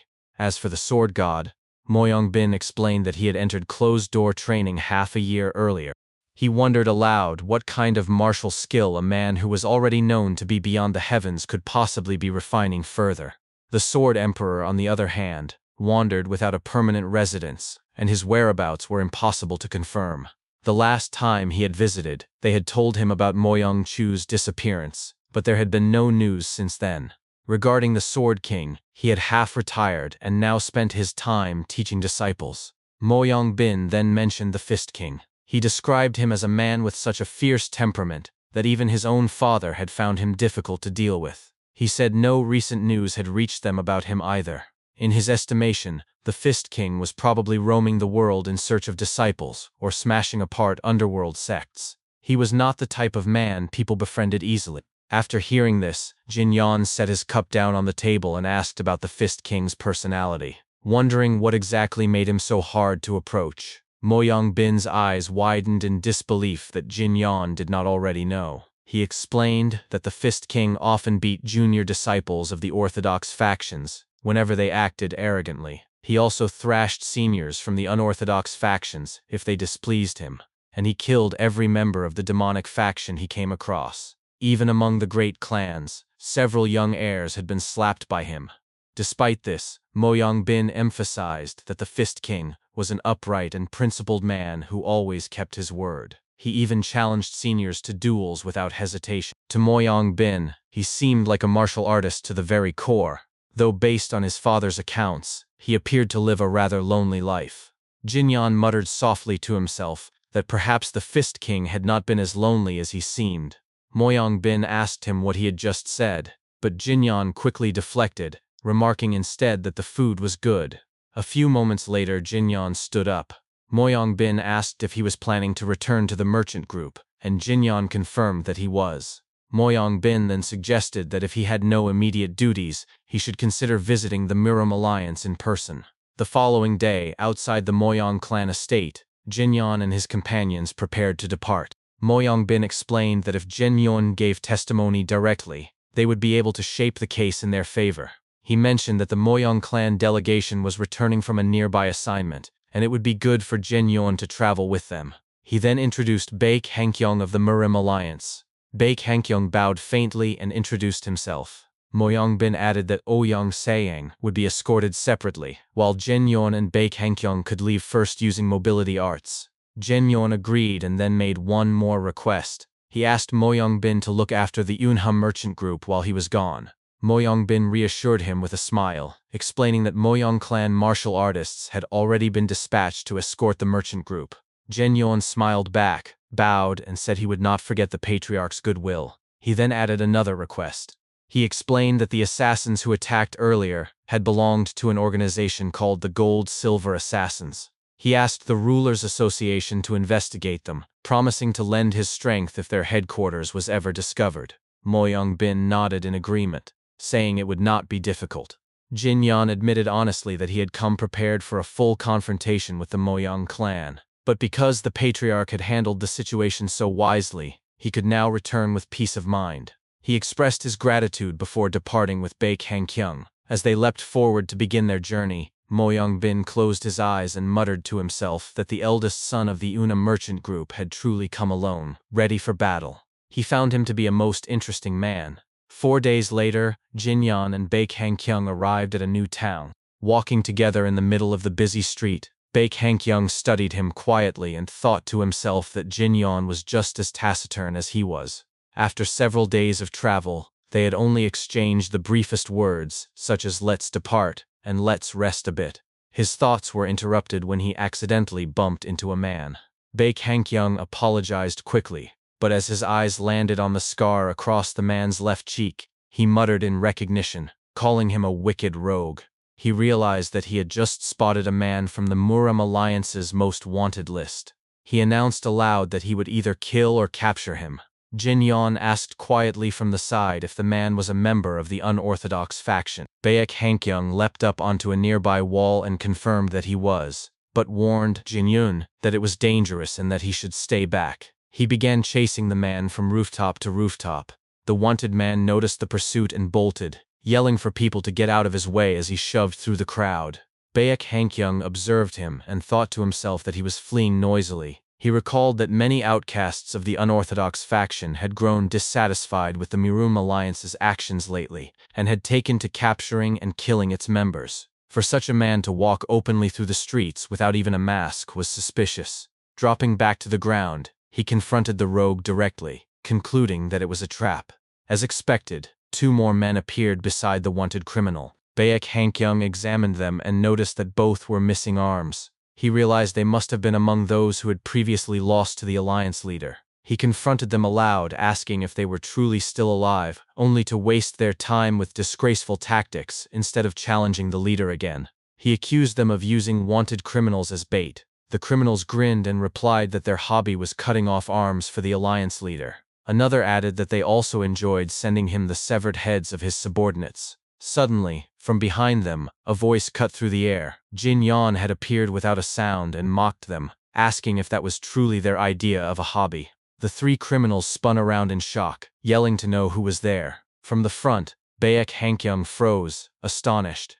He wondered when Jinyan had managed to catch up. Jinyan simply stretched his shoulders with a smirk and told them he was just a man whose hobby was beating the likes of them. Meanwhile, back at the Yunha merchant group estate, Cheol Myung-ho was causing a scene outside the main gate. 2 escorts from the Moyang clan restrained him, but he struggled and shouted furiously. He demanded to know why Jinyan had gone to the Murim Alliance, and why it had to be now. He screamed at them to release him, and cursed at them for holding him back. Hua Yan appeared and explained that the Moyang Patriarch had decided it would be better for Jinyan to testify in person about the Ouyang clan incident, and so he had left immediately. He clarified that the escorts were sent by the Moyang clan and asked them to release him. Once freed, Cheol Myung-ho slumped to the ground with a heavy sigh. He muttered bitterly that Jinyan had left despite making a promise with him. When Hua Yan asked what promise that was, Myung-ho thought to himself that Jinyan had made him perform 100,000 swings. He admitted inwardly that it was embarrassing to say out loud. A moment later, he pulled down his pants, squatted in front of the gate, and screamed angrily that he had promised to defecate there if Jinyan did not tell him the next step. He asked desperately if they had heard that. Hua Yan, disgusted, closed the gate firmly and reminded him that if it was truly important, it would be better to chase after Jinyan and discuss it directly. He excused himself, saying he was busy. Myung-ho stood up and pulled up his pants again. He cursed, realizing that Jinyan had already left for the Murim Alliance. Clutching his umbrella tightly, he gritted his teeth and muttered that he was not a fool to be toyed with. He declared that he was a venomous fox. Raising his umbrella, he clenched it with determination and announced that he would storm into the Murim Alliance himself. He then took off running, swinging his umbrella and screaming out loud as he counted the number of swings he had completed. His voice carried through the streets as he yelled, asking Jinyan what the next step was, while shouting that he had already reached 101,203 swings. Back where Jinyan stood, the criminals turned their attention toward him. The original wanted criminal suddenly burst out laughing and said with mock apology that he should not laugh in front of his seniors. He asked who was beating who, calling Jinyan a runt. Then he remarked that since he had lured Jinyan out, he would now take his leave, claiming he was busy. Jinyan looked at him and asked if the man known as the lustful swordsman was off to relieve himself. The criminal's gaze sharpened, and with a grin, he demanded to know what Jinyan had just said. Jinyan responded calmly, asking why he was so sensitive, pointing out that even a healthy man could do that. Raising his voice, Jinyan then looked directly at Baek Hankyung and asked if he was allowed to kill a wanted man. Hankyung replied firmly that as a public enemy of the Murim Alliance, the man was officially registered, and immediate execution was permitted. Jinyan began adjusting the wraps on his arm and repeated the phrase immediate execution, a faint smile crossing his face. Hankyung narrowed his eyes as he watched. In his thoughts, he admitted that after traveling with Jinyan for 3 days, this was the first time he had seen him smile. Jinyan remarked that he liked the sound of it. The criminals responded by drawing their swords against him. The wanted criminal shouted angrily, calling Jinyan a bastard, and hurled daggers at him while demanding to know who was really going to kill who. Jinyan dodged the first set of daggers, but when another came flying he caught all 3 with ease. Then, leaping high into the air, he threw the daggers into the other 2 criminals, leaving the wanted man isolated.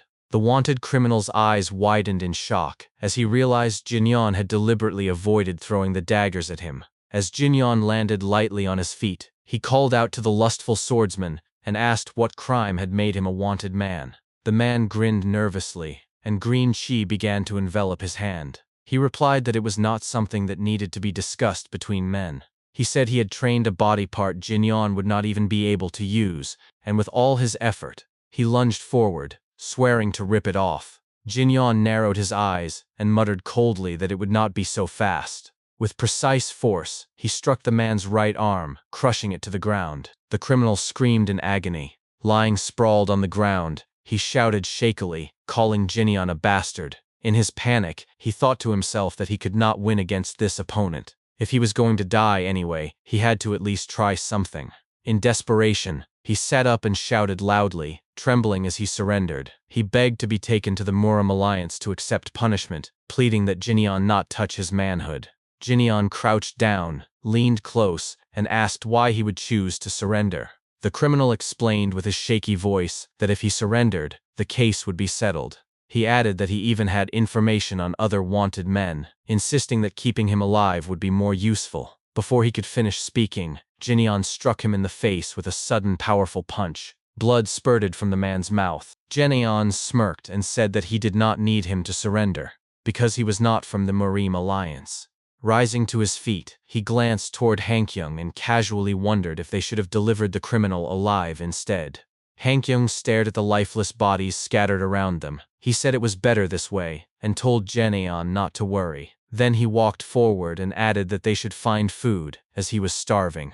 Jeneon nodded in agreement. Later that day, the two arrived at an inn. Once their food was served, Hankyung smiled with confidence and told Jeneon that he seemed to have quite a bit of experience. Watching the fight earlier had cleared his doubts. Jeneon asked what doubts he was referring to. Hankyung lowered his head and admitted that when he first heard the heir of a merchant group had defeated the head of the Ouyang clan, he found it unbelievable, especially since Jinyeon's name was not well known. Jinyeon continued eating and said simply that he understood. Hankyung then lifted his head and spoke with a firm tone. He said that after witnessing Jinyeon's battle, he believed he truly possessed that level of skill. He promised to testify to Jinyeon's strength, so he should not worry about witnesses. Jinyeon acknowledged the words with quiet thanks, though in his thoughts he noted how talkative Hankyung had suddenly become. Then Hankyung slammed his chopsticks on the table and asked if Jinyeon would consider joining the Murim Alliance. Jinyeon paused as Hankyung continued. He explained that the alliance did not pay much and the work was harsh, but what mattered was skill. According to their leader, individual ability was valued over background. With Jinyeon's talent, he could gain much within the alliance. He leaned forward and spoke more frankly, explaining that the Murim Alliance was completely different from the Rulers' Association. The association, he said, might offer more pay and easier jobs, but it was built entirely on clan influence. Outsiders had no chance to succeed there. The great clans favored their own, while outsiders were treated only as mercenaries. In real battles, they scattered like autumn leaves. Jinyeon ate silently, recalling Mo Yongbin's actions, then remarked aloud that not all of the Rulers' Association was like that. He insisted Hankyung's judgment was too much of a leap. From the second floor, a man listening to their conversation interrupted. He scoffed and said Jinyeon was right. With disdain, he accused Hankyung of constantly bad-mouthing others. He declared that to say the Rulers' Association scattered like autumn leaves was outrageous. Hankyung immediately rose from his seat, turned, and bowed toward the man upstairs. He admitted that he had spoken rashly and apologized, asking forgiveness. With respect, he also asked for the man's name. The man smirked and introduced himself. He told his surname was Autumn Wind, and his first name was Autumn Leaves. He turned to his companions and laughed. Below, Jinyeon told Hankyung not to dwell on it since he had already apologized. Hankyung nodded in agreement. Jinyeon glanced back upstairs and asked if those men had come because of Ouyang Sang, remarking that they seemed to belong to the Rulers' Association. Hankyung replied that he did not know the man personally, but if they were part of the association, they had probably come for the Dragon Phoenix tournament. Jinyeon repeated the name of the tournament, and Hankyung leaned forward, asking if he was interested as well. He explained that Jinyeon was young, skilled, and fully qualified to participate. It was a grand tournament watched by all of Murim, making it an invaluable experience. Jinyeon replied casually that he was not interested. Hankyung pressed further, saying it was a chance to build fame. Jinyeon countered that fame did not come from tournaments, but was built naturally through strength. Hankyung lamented that it was a pity, revealing that the leader had promised a top-grade elixir to the winner. At that, Jinyeon immediately declared that he would participate. Hankyung was caught off guard, spitting out his drink in surprise, before apologizing, saying he had choked because Jinyeon changed his mind so quickly. Jinyeon told him not to worry, since everyone made mistakes, though he remarked that Hankyung should have mentioned the elixir first. As they left the inn, Hankyung and the man from upstairs happened to bump into each other at the exit. The man glared at Hankyung, clicked his tongue, and mocked him, saying he was dragging his feet. He taunted that earlier he called it the Smear Alliance, but now it looked like the Slow Alliance. Hankyung tensed and thought to himself that the man clearly held grudges. Leaning toward Jinyeon, Hankyung whispered if they should run like the autumn wind from there. The man froze at hearing his own nickname used against him, while Jinyeon shrugged and said that was fine. Without another word, the two suddenly sprinted forward, leaving behind a trail of dust. From behind, one of the man's lackeys shouted that those punks had done it on purpose, pointing to the dust storm. A girl in the group coughed heavily, and the man closed his fan, instructing Yoon to follow with the attendants. He leapt forward with a grin, swearing he would show them what true mobility arts were like. One of his attendants shouted encouragement, while Yoon sighed, muttering to herself about his behavior. Later that day, near the Murim Alliance, the three of them bounded across the mountains as if racing to see who would arrive first. Jin Yon landed first, brushing dirt from his clothes as the others struggled behind.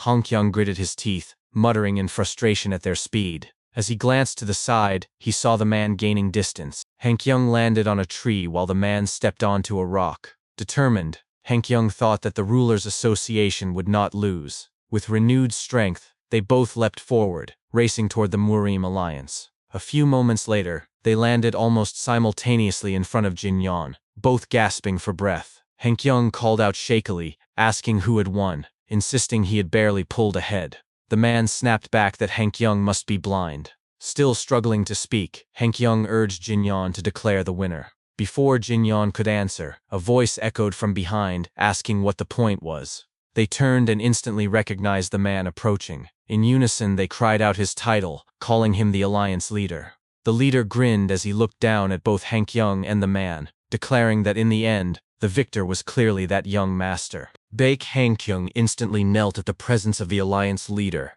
The leader of the Murim Alliance looked at him with calm authority and told him that he had done well. Beside them, a man stepped forward. He bowed respectfully and introduced himself as Hua Yun-wol of the Hua clan, offering his greetings to the Alliance leader. Alliance leader's sharp gaze then shifted toward Jin Yon, and he remarked that this must be the young master of the Yunha merchant group. Hua Yun-wol narrowed his eyes slightly, silently assessing the young man. Inwardly, he thought to himself that this was the very person said to have defeated the Ouyang patriarch. He muttered in his mind that he understood now. Jin Yun lowered his head respectfully and introduced himself as Jin Yon of the Yunha merchant group.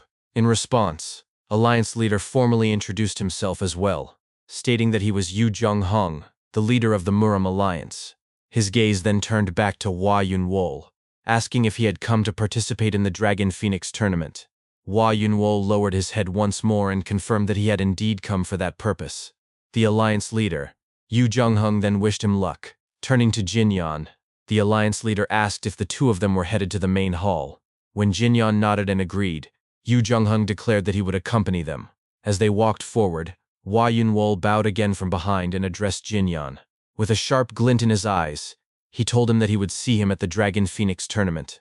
Jin Yon turned around at those words, but Hua Yun-wol was already walking away. After a few moments, the Alliance leader, Yu Jung-hung, spoke again as they walked together.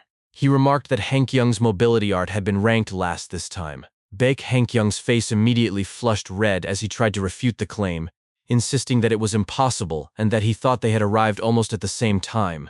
The Alliance leader Yu Jung-hung chuckled lightly and explained that young Master Hua had not given his O. Since he had come for the tournament, he likely wished to conserve his stamina while also testing his opponent's ability at the same time.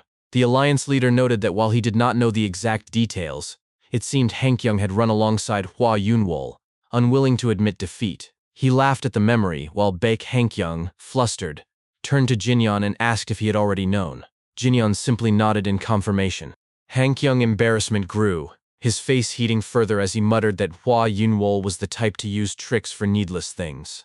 Jin Yon smirked faintly and told him it was nothing to be offended about. He explained that anyone about to compete in a martial contest usually hid their full strength, since it was the natural approach. Han Kyung exhaled sharply and muttered that he understood. Jin Yon reassured him not to feel embarrassed. Later, inside the Murim Alliance's main hall, one of the men present greeted the Alliance leader upon his arrival. The Alliance leader, Yu Jung-hung, waved him off casually and acknowledged his presence.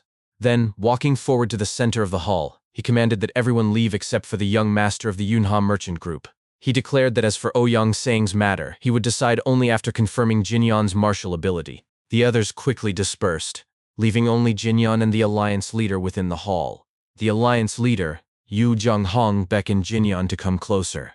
Jin Yon respectfully agreed and approached. As he drew nearer, he could not help but think to himself how long it had been since he had stood so close to this man. He recalled that Yu Jung-hong was the Murim Alliance leader, second only to the three gods and one saint in renown. He had commanded all the Orthodox sects during the final battle that the demonic faction, known as the Battle of the Five Tombs. It had been Yu Zhenghong who dragged the three gods and one saint to the front line, personally leading them into war. To Jinyan, he was a man truly worthy of respect. His thoughts were interrupted when the alliance leader, Yu Zhenghong, gazed at him and remarked that he too carried a stern expression. The alliance leader explained that in the Jianghu, he often met juniors like him, though he preferred those who acted their age, as it made him more comfortable. Jinyan lowered his head, smiled faintly, and replied that he understood. The alliance leader laughed warmly and said that he looked even better when smiling. Then his tone shifted. He admitted that he had been curious since earlier, asking Jinyan if he was perhaps the successor of the Fist King. Jinyan was momentarily shocked by the question, but before he could react, Yu Zhenghong smirked and pressed further, asking how many techniques he had learned from his master. Jinyan lowered his head, pausing in silence. After a few moments, he exhaled deeply and replied in an irritated tone, demanding to know how Yu Zhenghong could possibly know that. The alliance leader asked him calmly why he was getting angry. He reasoned that Jinyan used fist techniques and manipulated lightning energy. When Jinyan confirmed both, Yu Zhenghong explained that in Murim history, the main factions that dealt with lightning energy had been the Shimen clan, the Namgong clan, the Baekli clan, and the Sect of Enlightenment. The Shimen were a sword clan, the Namgong turned toward Taoist arts, and the Baekli abandoned the practice after repeated failures. That left only the Sect of Enlightenment, which was the sect of the Fist King. Although, Yu Zhenghong added, calling it a sect was odd since they adhered to single successor succession. Jinyan smirked inwardly at the deduction, acknowledging to himself that this was to be expected of the alliance leader. He then sharpened his gaze and admitted firmly that it was true. He declared that he was indeed the successor of the Fist King. Yu Zhenghong glared at him, then broke into a smile, patting his shoulder and telling him that fate had brought them together. He said that he had thought as much. Pointing at Jinyan, Yu Zhenghong explained that those who mastered lightning-type martial arts always gained a domineering aura. Their eyes, energy, tone, and even temperament came to resemble lightning itself. That, he said, was why he had no special memories with the Fist King. The man had desired only to become a lone bolt of lightning that could tear apart the heavens, and such a man could form no real friendships. He then asked Jinyan how his master was faring, admitting that he had heard no word of him.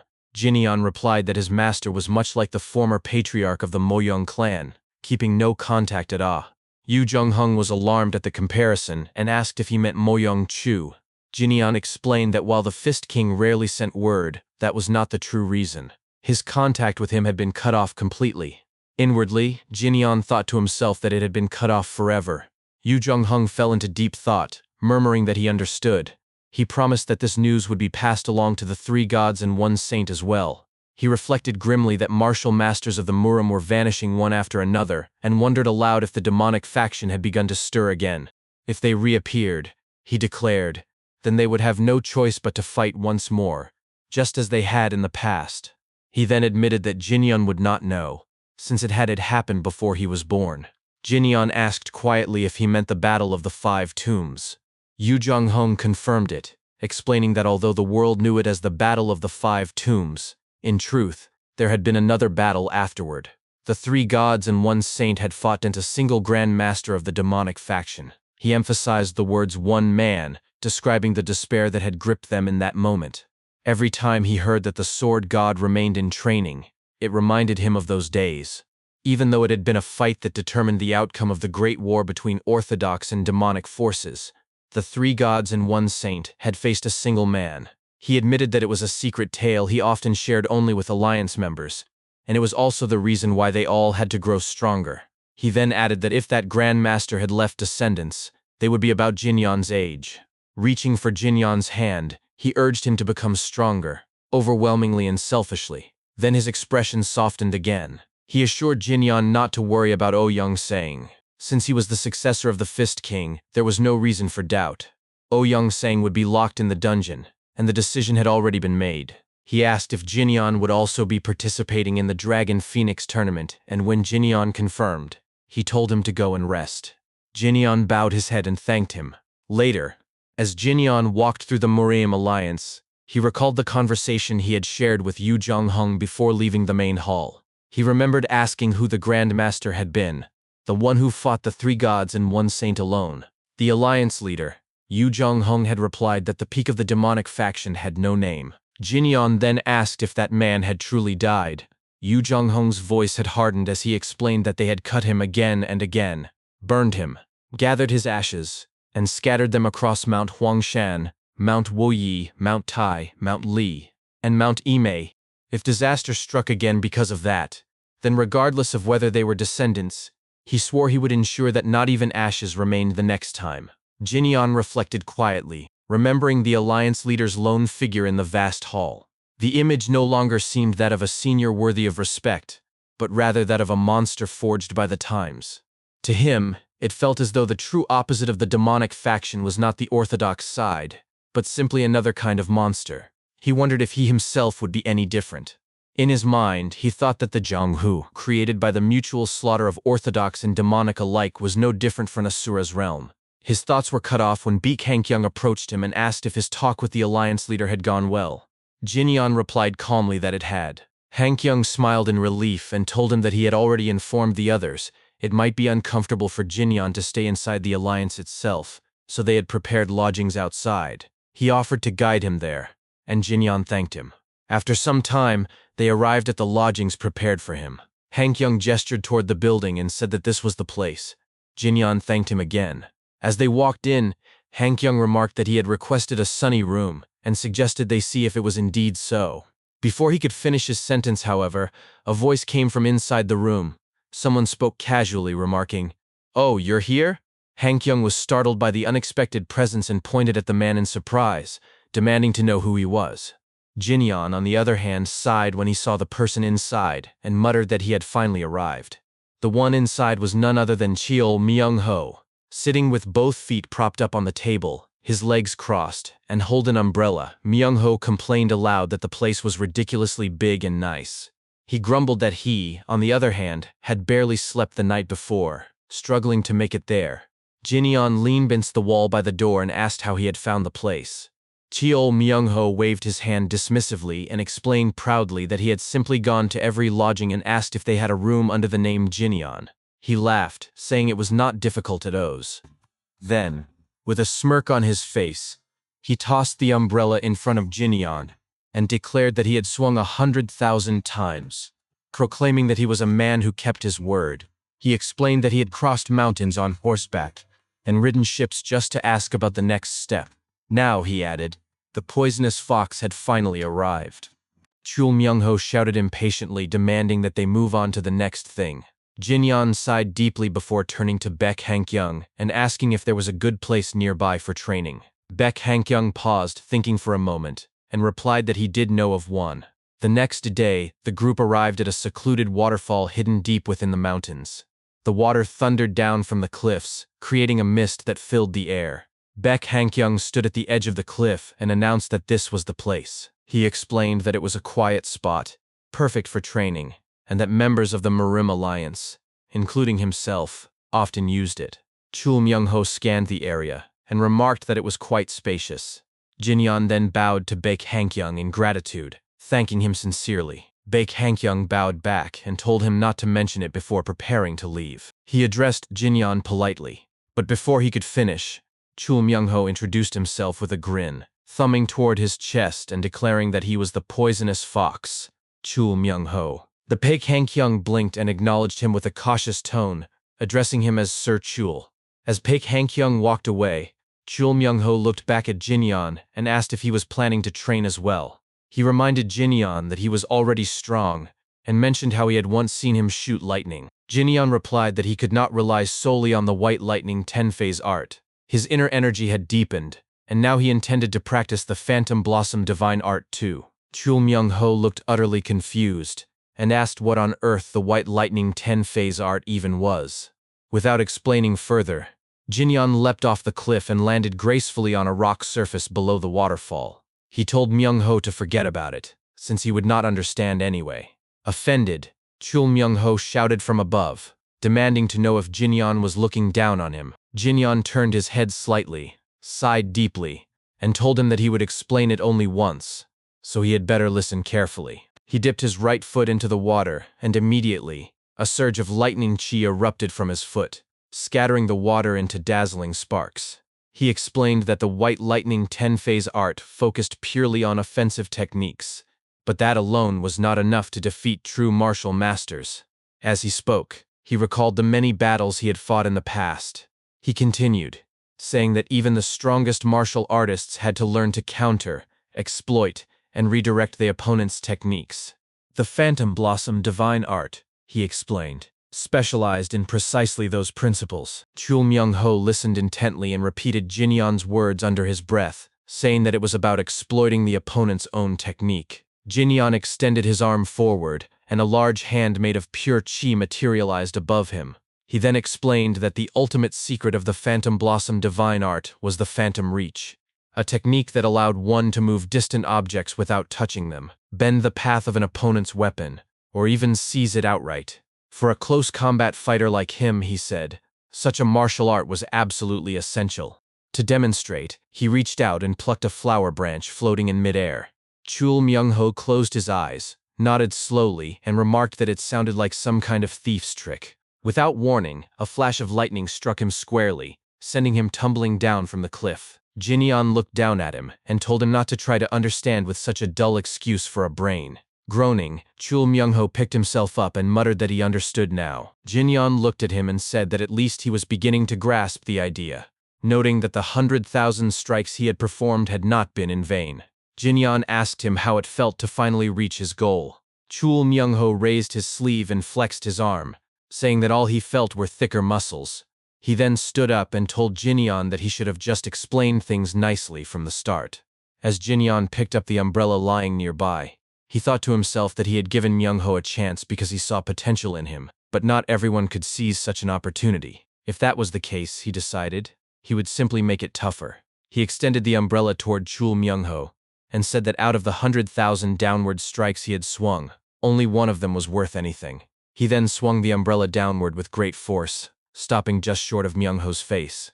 He told him that if he ever wanted to block, parry, or counter an opponent's attack, he would need to find and use the single most efficient trajectory among all those strikes. If he failed, he would die.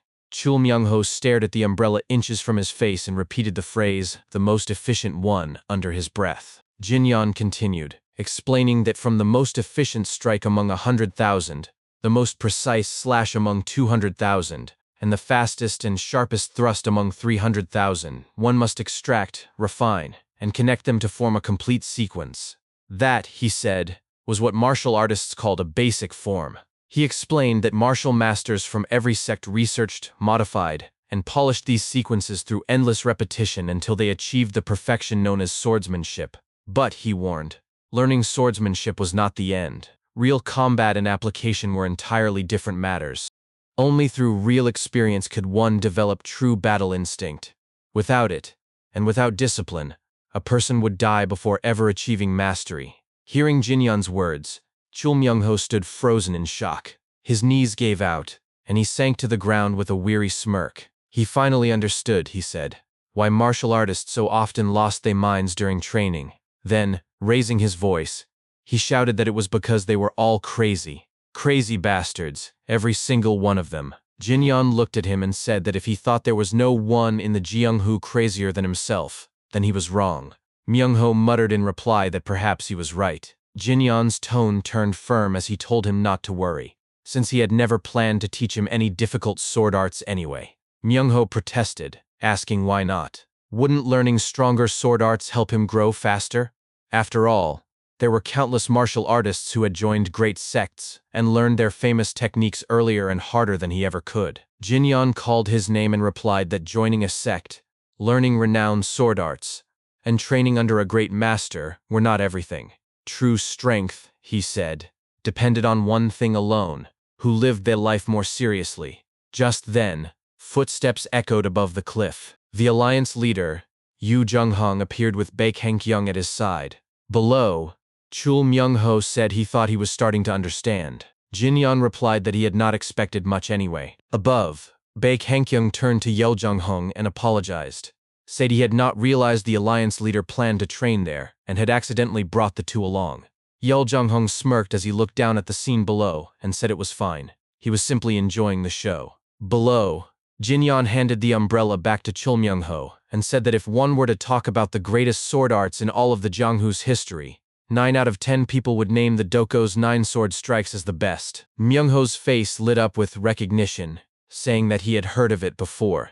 When he was a child, he used to swing a stick around, shouting Doko's 9 sword strikes everywhere. Jinyan smiled faintly and added that there was one sword art that had even surpassed that. Curious, Myung-ho asked what it was. Jinyan replied that it was the sword art of Jin Sohen, a man known for his obsession with swords.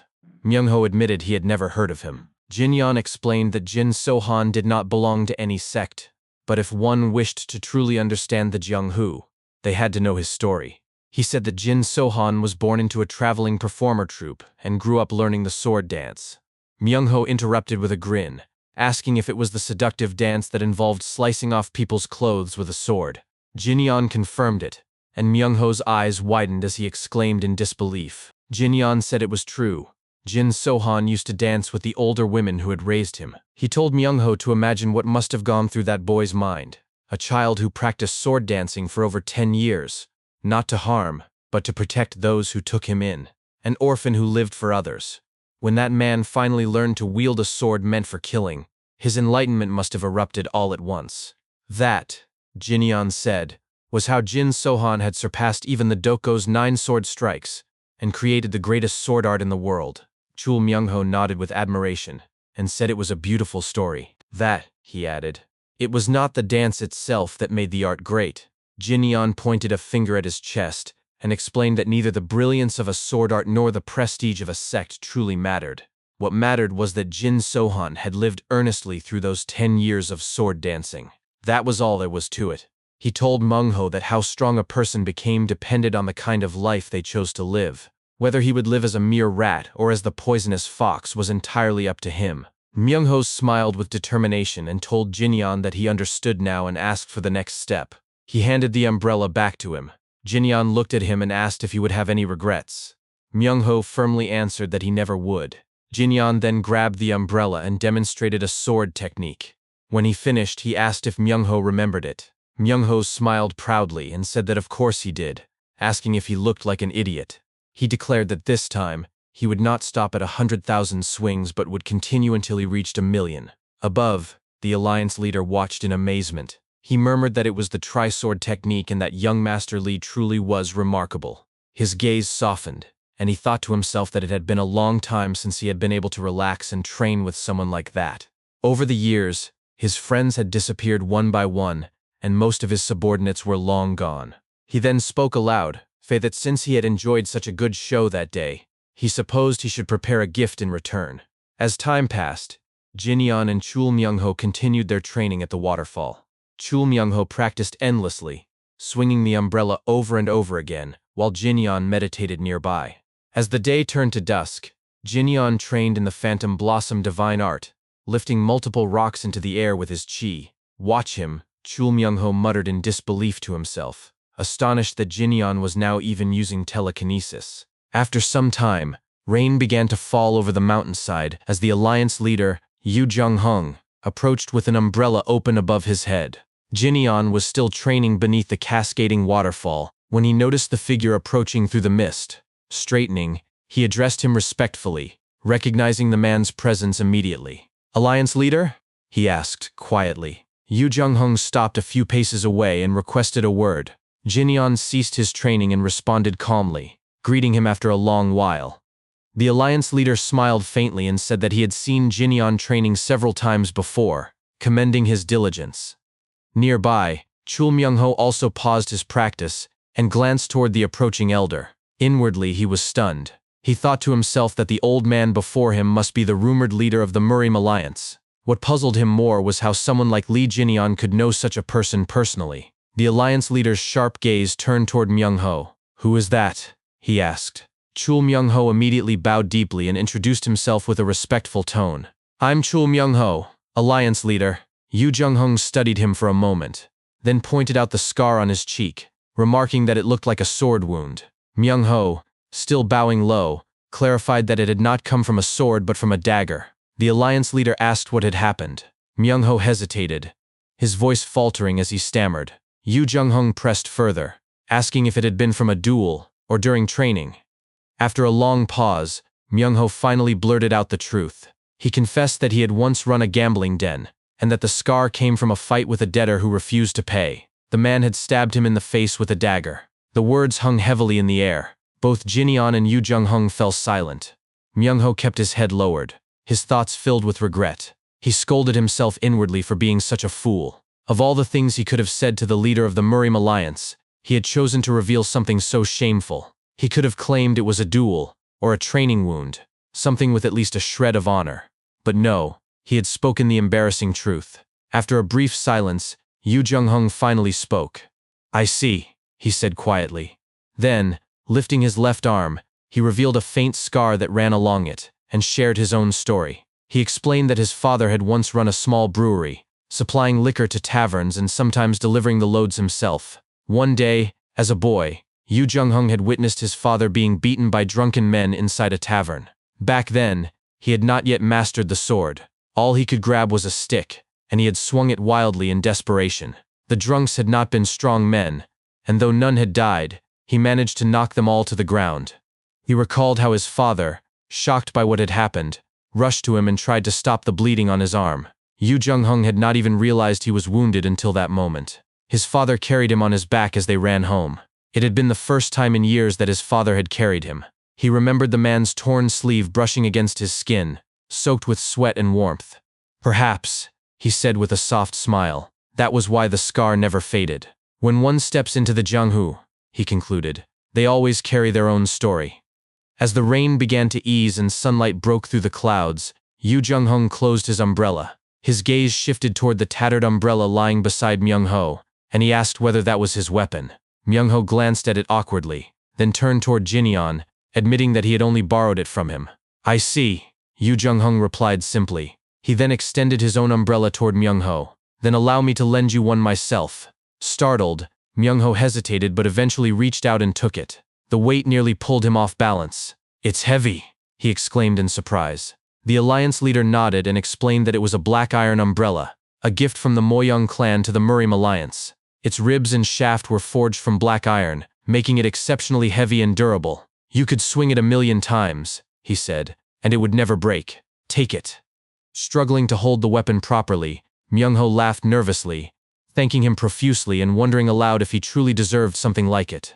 Yu Jung-hung called his name softly. Myung-ho straightened and answered immediately. The alliance leader's tone then shifted.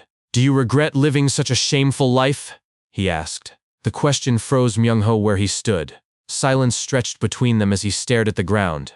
After several moments, he finally answered quietly. "Yes, I do."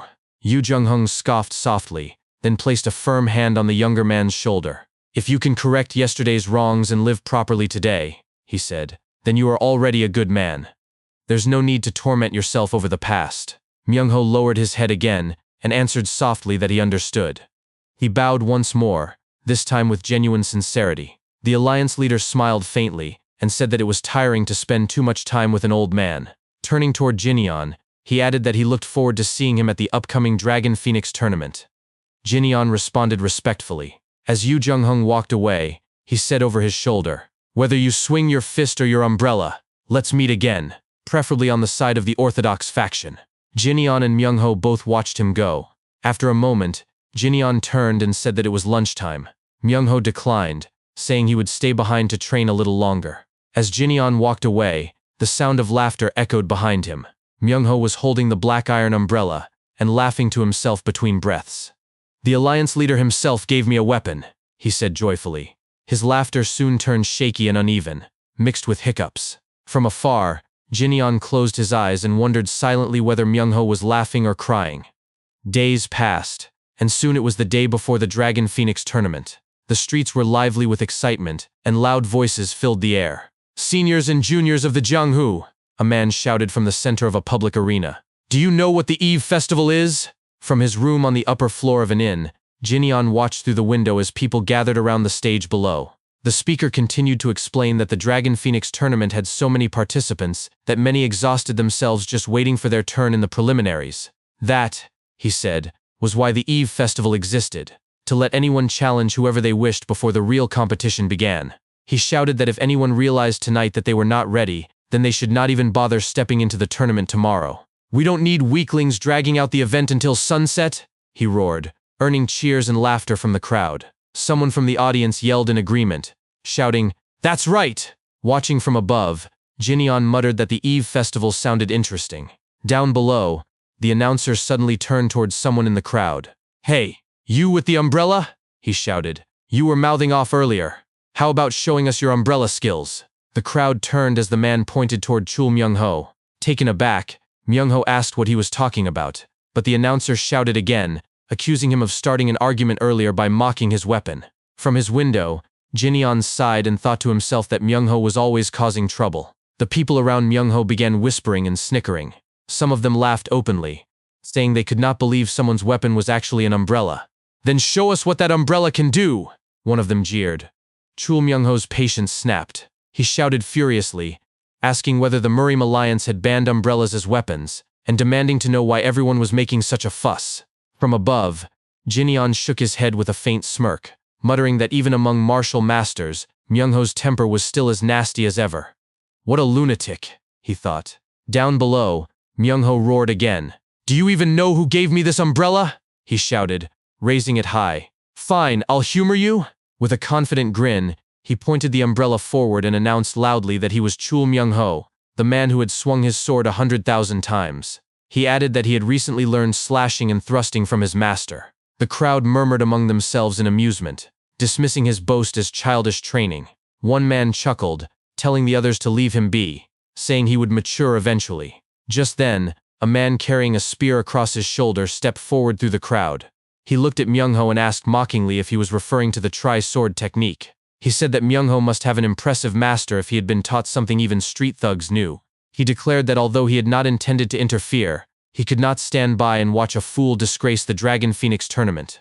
Myung-ho replied calmly that he did not care about the tournament, but he would not refuse a fight. The man smirked and raised his spear. "Then bring it on," he said. Moments later, both men stood on the stage facing each other. From his vantage point, Jinyeon watched closely, curious about who would win. Without warning, Myung-ho lunged forward, shouting that the one who strikes first wins. His opponent was startled by his speed, barely managing to mutter that he was fast before dodging the blow. The umbrella slammed into the wooden platform, cracking it and leaving a small crater. The crowd fell silent in astonishment. Myung-ho stared at the weapon in his hands, realizing that it was shorter than the umbrella he had trained with before. His expression hardened as he began to adjust his stance. Before he could finish his thought, his opponent laughed mockingly, saying that he could not even handle his own weapon. But before the man could finish his taunt, Myung-ho suddenly turned and dashed away from the fight. The onlookers gasped in confusion, some pointing and shouting that he was running away. Yet Myung-ho's face showed no panic, only focus.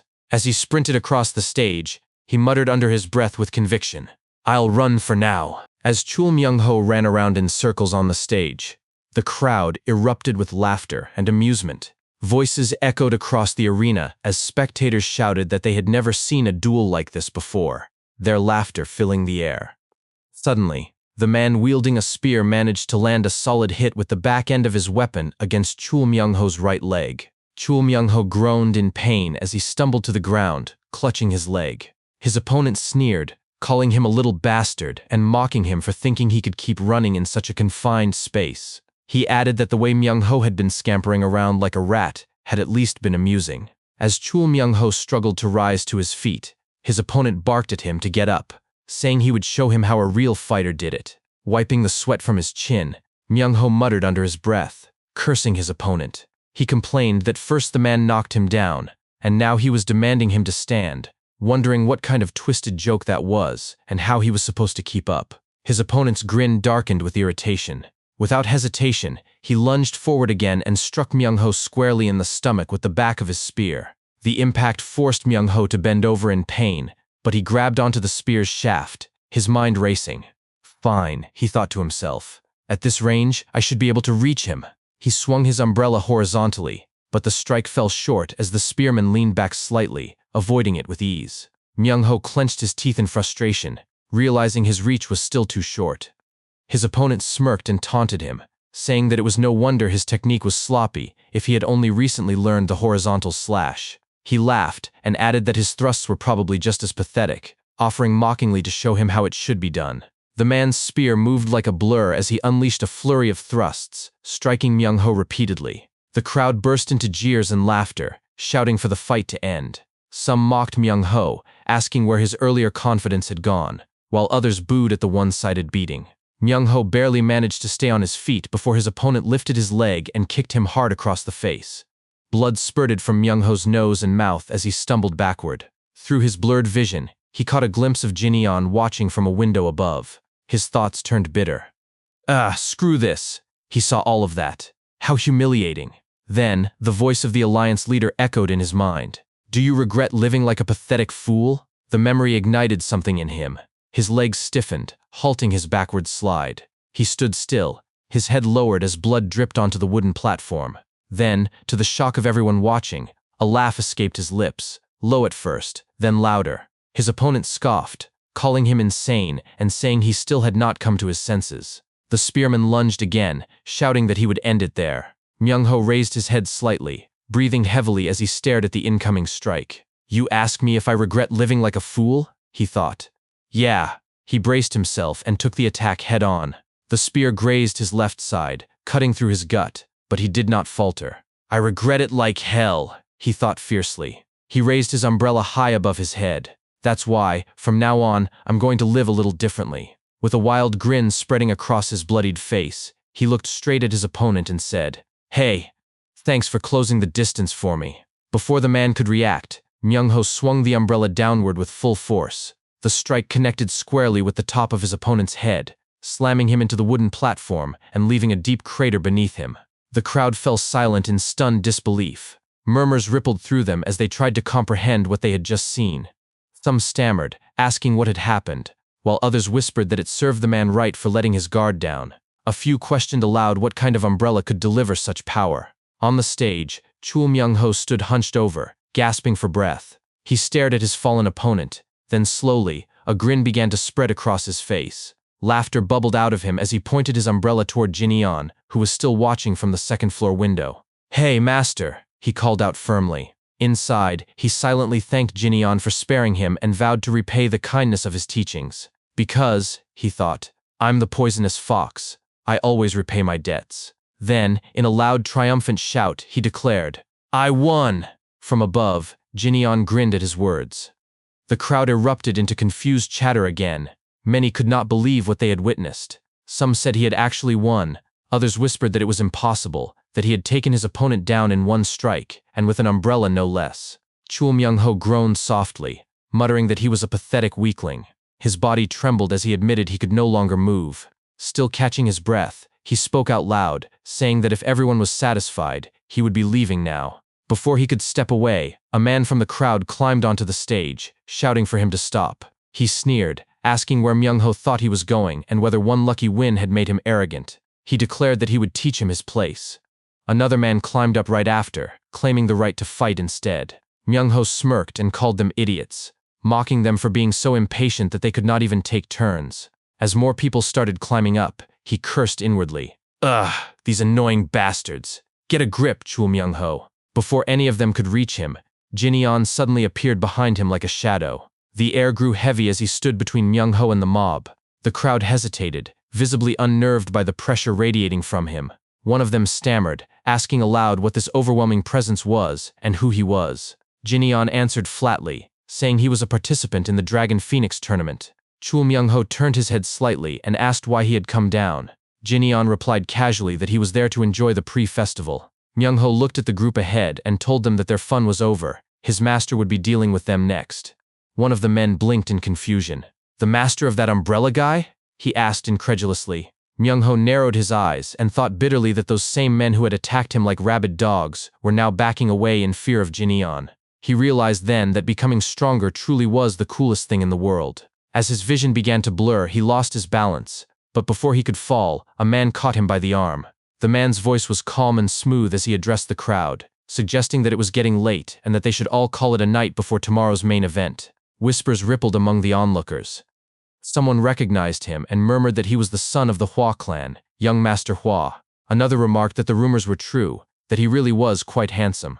Hua In-wol turned to Jinyan and leaned in slightly, advising him that if he planned to win the Dragon Phoenix tournament, it would be best not to waste his strength on meaningless scuffles. Jinyan looked at him and asked who he was. Autumn leaves? He guessed. After a brief pause, the man introduced himself properly. I'm Hua In-wol.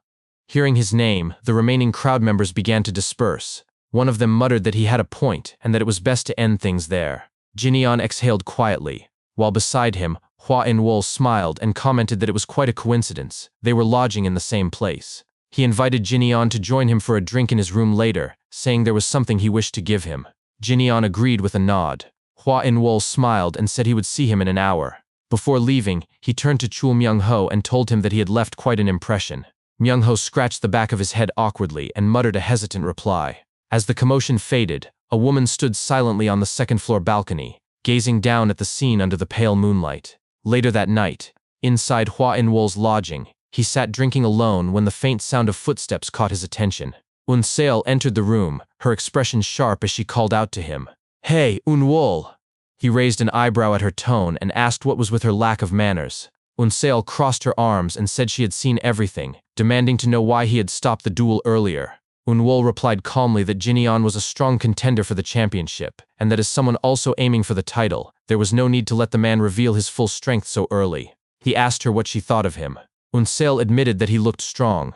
Un-wol nodded approvingly and said she was right. He explained that when they had competed in mobility arts before, Jinyan had actually slowed down intentionally to match their pace, maintaining the exact distance on purpose. That, he said, was the mark of experience. He leaned back with a smirk and remarked that he had originally planned to defeat all the successors of the great clans, but now he was considering skipping this year's tournament altogether. Un-seol's eyes widened as she shouted in disbelief, asking if Jinyan was truly that strong. Un-wol chuckled and said she had not noticed. Jinyan had not even used inner energy during the duel. With pure physical strength alone, he could have crushed everyone there. Then, teasingly, he asked whether she was interested in him now. Un-seol's face flushed bright red at the question, and Un-wol only grinned wider. He added playfully that perhaps she should follow their father's suggestion and marry him. Stammering, she shouted back in shock, denying it. Un-wol laughed softly and teased her further, saying it would be better to be tied to the strongest merchant group in the world than to a martial clan. He accused her of coming to his room out of curiosity, wondering what kind of man Jinyan was. Flustered, she turned away, her entire face red, insisting that she had only been curious about how strong he was. She muttered angrily for him to forget it. Un-wol chuckled again and told her to think carefully. Once Jinyan won the tournament, it would be too late. "Ugh! I said he's not my type," she shouted. But as her words echoed through the room, she froze in surprise. Jinyan himself was standing in the doorway, looking awkward. He said softly. "May I come in?" Hua In-wol laughed quietly and shook his head with a knowing smile. "Oh dear," he said. In an instant, Hua Yun-seol slammed her head into a corner wall. Li Jinyan was shocked at her reaction and thought to himself, "Crazy bitch." He then looked her over from top to bottom and continued his internal thoughts, concluding that she did not seem like it. At the front, Yun-wol chuckled at the hilarious situation and remarked that Jinyan had arrived. He identified the one with her head against the wall as his foolish little sister. He explained that she was one of the most likely candidates to win the Dragon Phoenix tournament and, as Jinyan could see, was quite the tomboy. Yun-seol immediately turned to her brother and shouted, "Brother!" Her tone then softened as she turned towards Jinyan and introduced herself as Hua Yun-seol. Jinyan responded in kind, stating he was Li Jinyan. After a while, as they sat together at a table, Yun-seol poured tea into a cup. After a few moments, she thought to herself, wondering why she was there. On the side, Yun-wol pulled out a glove and hid it under the table. He then gave his sister a signal, telling her to give it to young Master Li. Yun-seol protested, asking, "Why me?" After she grabbed the glove from under the table, Yun-wol spoke out loud. He announced that Yun-seol had also said she found Jinyan quite impressive earlier, and that she had something she would like to give him. He asked if Jinyan would accept it. Jinyan thought to himself that he had not even done anything. Yun-seol then turned towards Jinyan and said, "This is a treasured fist guard of our clan. It's not a metal-attacking gauntlet, just a protector for the hands. Please accept it as a gesture of goodwill." Jinyan grabbed the gauntlet and looked at it, thinking to himself, "The clan's fist guard, huh? Looks good." He then spoke aloud, saying he would make good use of it. Yun-wol then spoke, "By the way, young Master Li, do you know who the favorites for the Dragon Phoenix tournament are?" Jinyeon replied. I do not. That's not good, Yoonwol said. You're this uninformed about current affairs? Yoonseol, explain it to him. Yoonseol raised an eyebrow and asked, Again? Brother, you know this better than I do. Yoonwol responded with a serious expression. Just do as you're told. Would you like to hear about Yoonseol's childhood, young Master Lee? At that, Yoonseol responded instantly. I'll explain. She began, stating there were many names mentioned as possible winners, but in truth the competition stood between two powers, the Murim Alliance and the Rulers Association. The Murim Alliance named Jin Gyeol of the Manhwa sect and Lim Jiryong of the Wudang sect as their top candidates. However, she noted their participation was uncertain, as the Manhwa sect risks life and limb for every duel, and the Wudang sect detests getting involved in the world's affairs. As for the Rulers Association, they were backing Dokgo Han and Namgoon Wi. Still, Yoonseol added, if those two met in the finals, neither would walk away unscathed. Jinyeon responded flatly, asking, and why's that? Because they're love rivals, Yoonseol explained. Both men were infatuated with Baek Lee Yun, who was known as the top beauty of the South. If they clashed in the finals, Dokgo Han and Namgoon Wi would both end up seriously injured, as they were grinding their teeth waiting to humiliate each other before her. Upon hearing the name, Jinyeon thought to himself, Baek Lee Yun? He wondered if she could be the daughter of the senior he owed so much to in his past life. He mused that the little girl had already grown up, becoming a woman admired by every heir in the great clans. Meanwhile, he, who used to be like her uncle, now stood among her peers. He smiled and added internally what a strange feeling it was. Yoonseol continued her explanation, adding that her brother was in the Rulers Association as well. She called him somewhat of a dark horse, though no one expected him to win. The truth was, he had never once fought a public duel. He just found everything in life bothersome.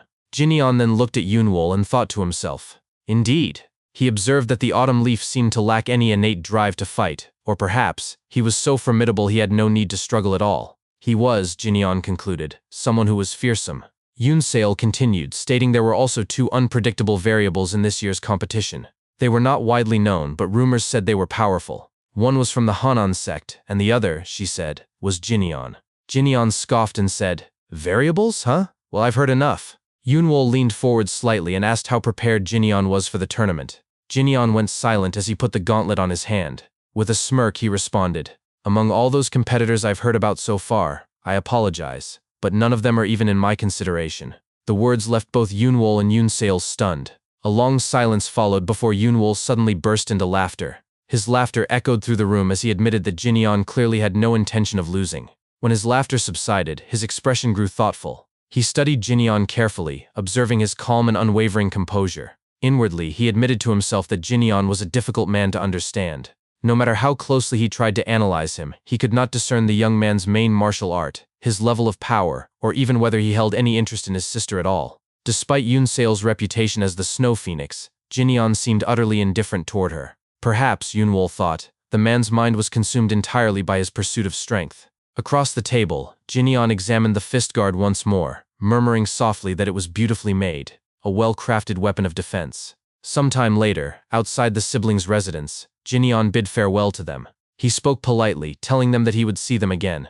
Yoonwol and Yoonseol both responded, wishing him safe travels. As Jinyeon's figure grew distant along the path, Yoonseol turned to her brother and asked what he intended to do about the Dragon Phoenix tournament. Yoonwol thought quietly for a moment before replying. He said that he had finally met someone worthwhile, yet here they all were, worrying about winning a tournament instead of forming genuine camaraderie. He concluded with a calm smile that he would yield to young Master Lee. Yoonseol raised an eyebrow and thought to herself that he was essentially saying he would not participate at all. She clapped her hands lightly in mock applause and remarked with sarcasm that his words were very eloquent. He rolled his eyes and shot back that she was truly shameless. After a pause, he suddenly remembered something and began to laugh again. Between his chuckles, he recalled Jinyeon's words from their first meeting, repeating them with amusement. Eloquent as flowing water, and falling like autumn leaves, he said under his breath. Yoonseol frowned and asked what he was talking about. He waved dismissively and told her it was just a random thought. Then, smirking, he added that Jinyeon was certainly a blunt man. He had not even tried to flirt with her once and did not seem the type to chase women. Yoonseol pouted and asked if perhaps Jinyeon was only pretending to be uninterested.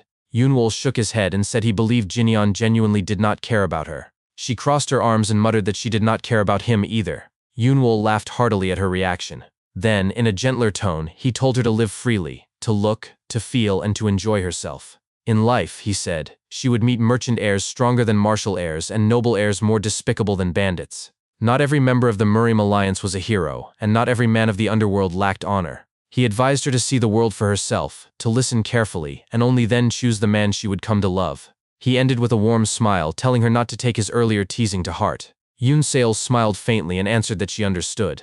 Yoonwol nodded, then remarked that Jinyeon's boldness still amazed him. To dismiss even the names of Namgoon Wi and Dokgo Han so casually, if either of them had heard it, they would have drawn their swords on the spot. Before either sibling could speak again, a deep and furious voice echoed from behind them, sending a chill down their spines. Did I just hear that right? Both Yoonwol and Yoon Seol turned slowly toward the source of the voice. A man was approaching, his steps deliberate, his expression sharp with anger. His tone was cold as he demanded that they repeat what had just been said. It was none other than Dokgo Han, the future patriarch of the Dokgo clan. His face was hardened by fury as he glared at them. Who, he demanded, dared to say that? Yoonwol froze in place, his confidence evaporating instantly. In a quiet, nervous voice, he muttered that he was too afraid to even open his mouth. Beside him, Yoon Seol leaned in and whispered urgently, begging her brother to keep silent before he made the situation worse.